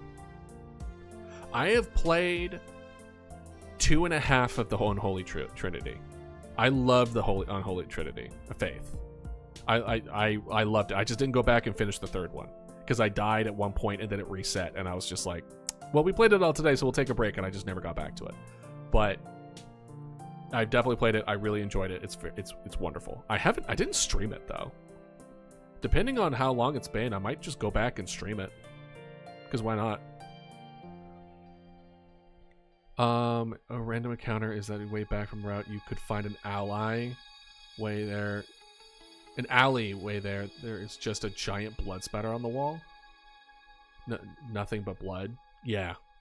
Well, we discussed how these things are messy in the sense of like they don't finish. They more or less like the bodies that are left behind are very like intent to kill but not to eat, you know?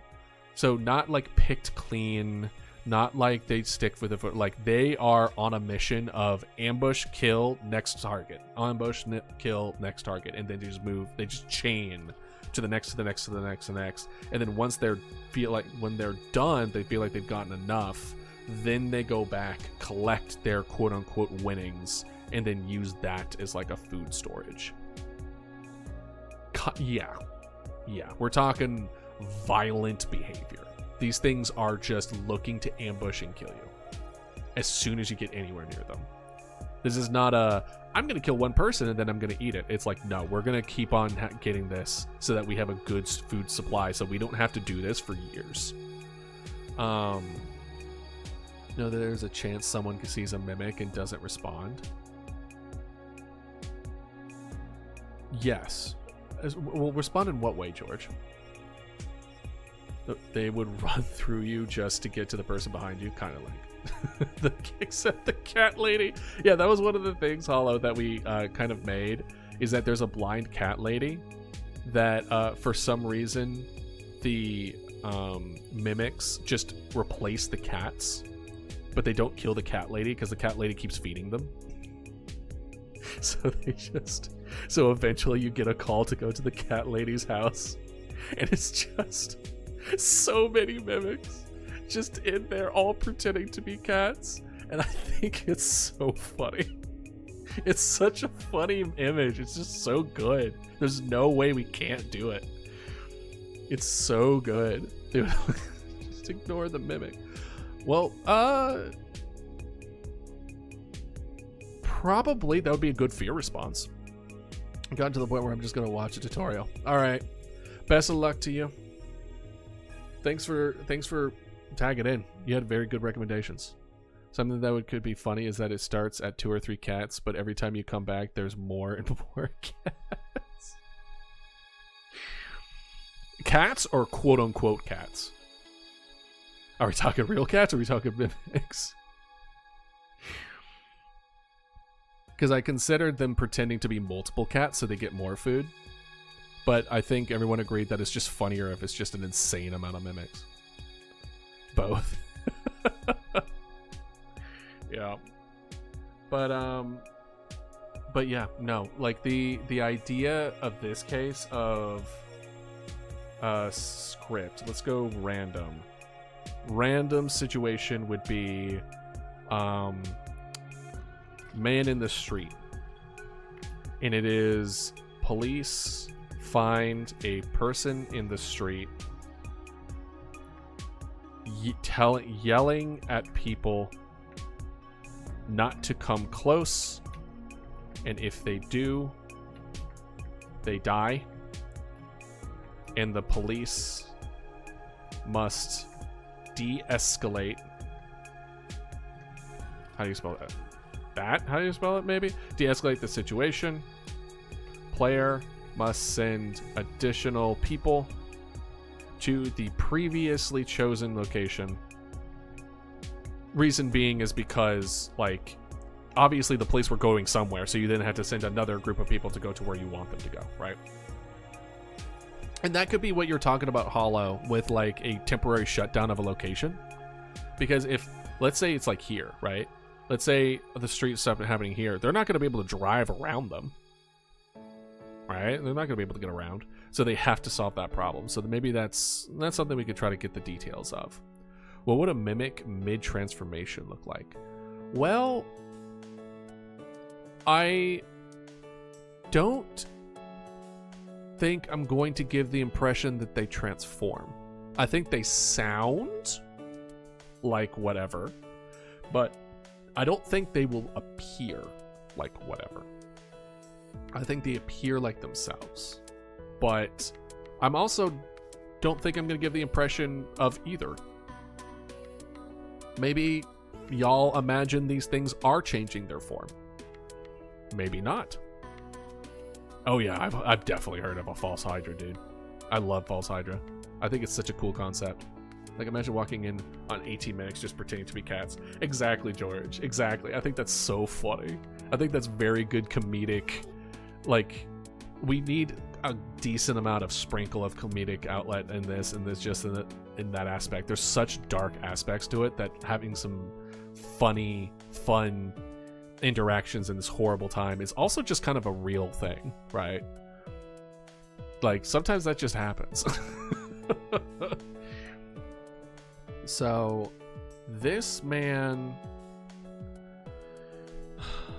being hunted in the aspect of this man walking in the street, the police being like, hey, it's gonna be okay, and the man's just like, stay away. If you come near me, they will attack. They will attack you and you will die. I think if you brought over enough policemen to prevent an ambush, you would be able to get the man from the street and bring them over. Where would you bring them? We've considered a community center to bring people who lost their homes but survived, or don't feel comfortable in their homes anymore but survived, because you have to decide how people would react if they survive an attack, right? If your house was broken into, then would you feel safe staying there? Again, if let's say the police comes in, broken into, police comes in, shoots at the monster leaves, and you like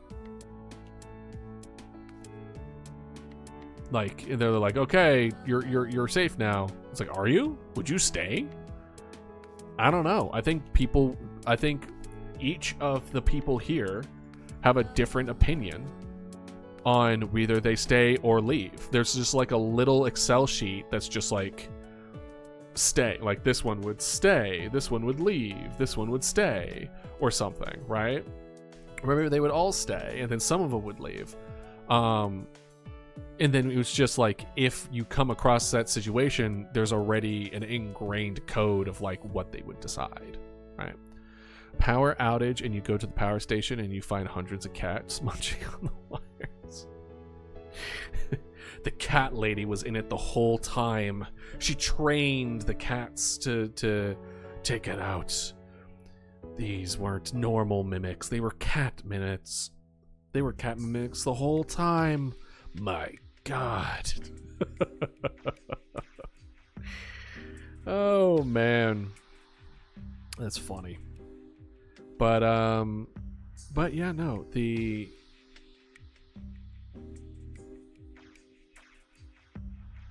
I also guess you could. A part of me wonders: is it too much to ask that every person has a story arc? Is that too much? Is 56 story arcs or character arcs? Is that less complicated than just making a tree of it all, right? But at the same time, I really want good. Now you need 132. Yeah. I think I want there to be a janitor. Is a man that works as a janitor at the school and cleans at night.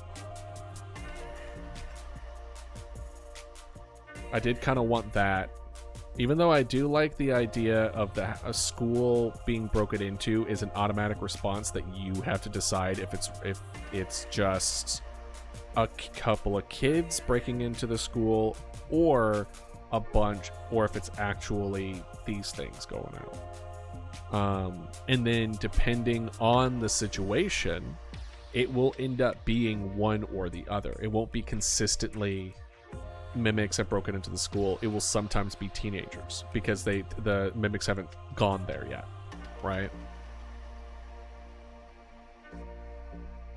And then that kind of like changes things. I want it to domino effects in unique ways, and my interpretation of domino affecting it without requiring an intense logic tree of 56 different possible interactions over a span of that's a crazy amount, is instead of just like they all have their own ways of going forward with things. But if there wasn't a mimic spread, they would all be doing their individual things throughout the entire game. But then you add the mimic spread that stops some of them, and then as it chains around, it stops more and more of them until the last one alive is the one that is able to see the most story of. What if the janitor's story is that he falls in love with the cat lady? Do we want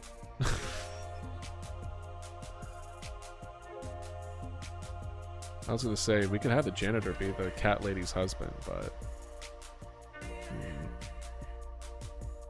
cat lady needs to be single. Sorry, cat lady.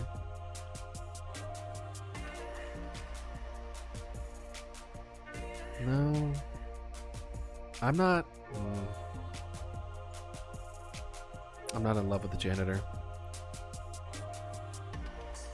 I like the idea of the cultist. I like the idea of the husband who sees all the chaos and takes advantage of this, who is being cheated on by their neighbor.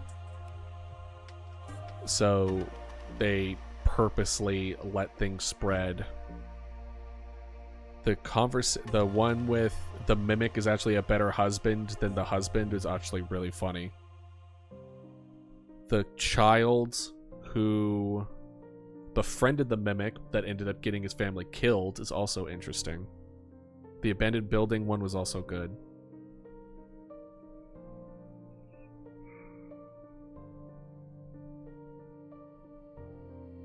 What else? What else happens in this town and this night? We know the ice cream truck. What if the last character to die is the cat lady? It can be. I want there to be a possibility that the last person alive, well, technically the main player is the last person alive, but you know, with the sole exception of the main character,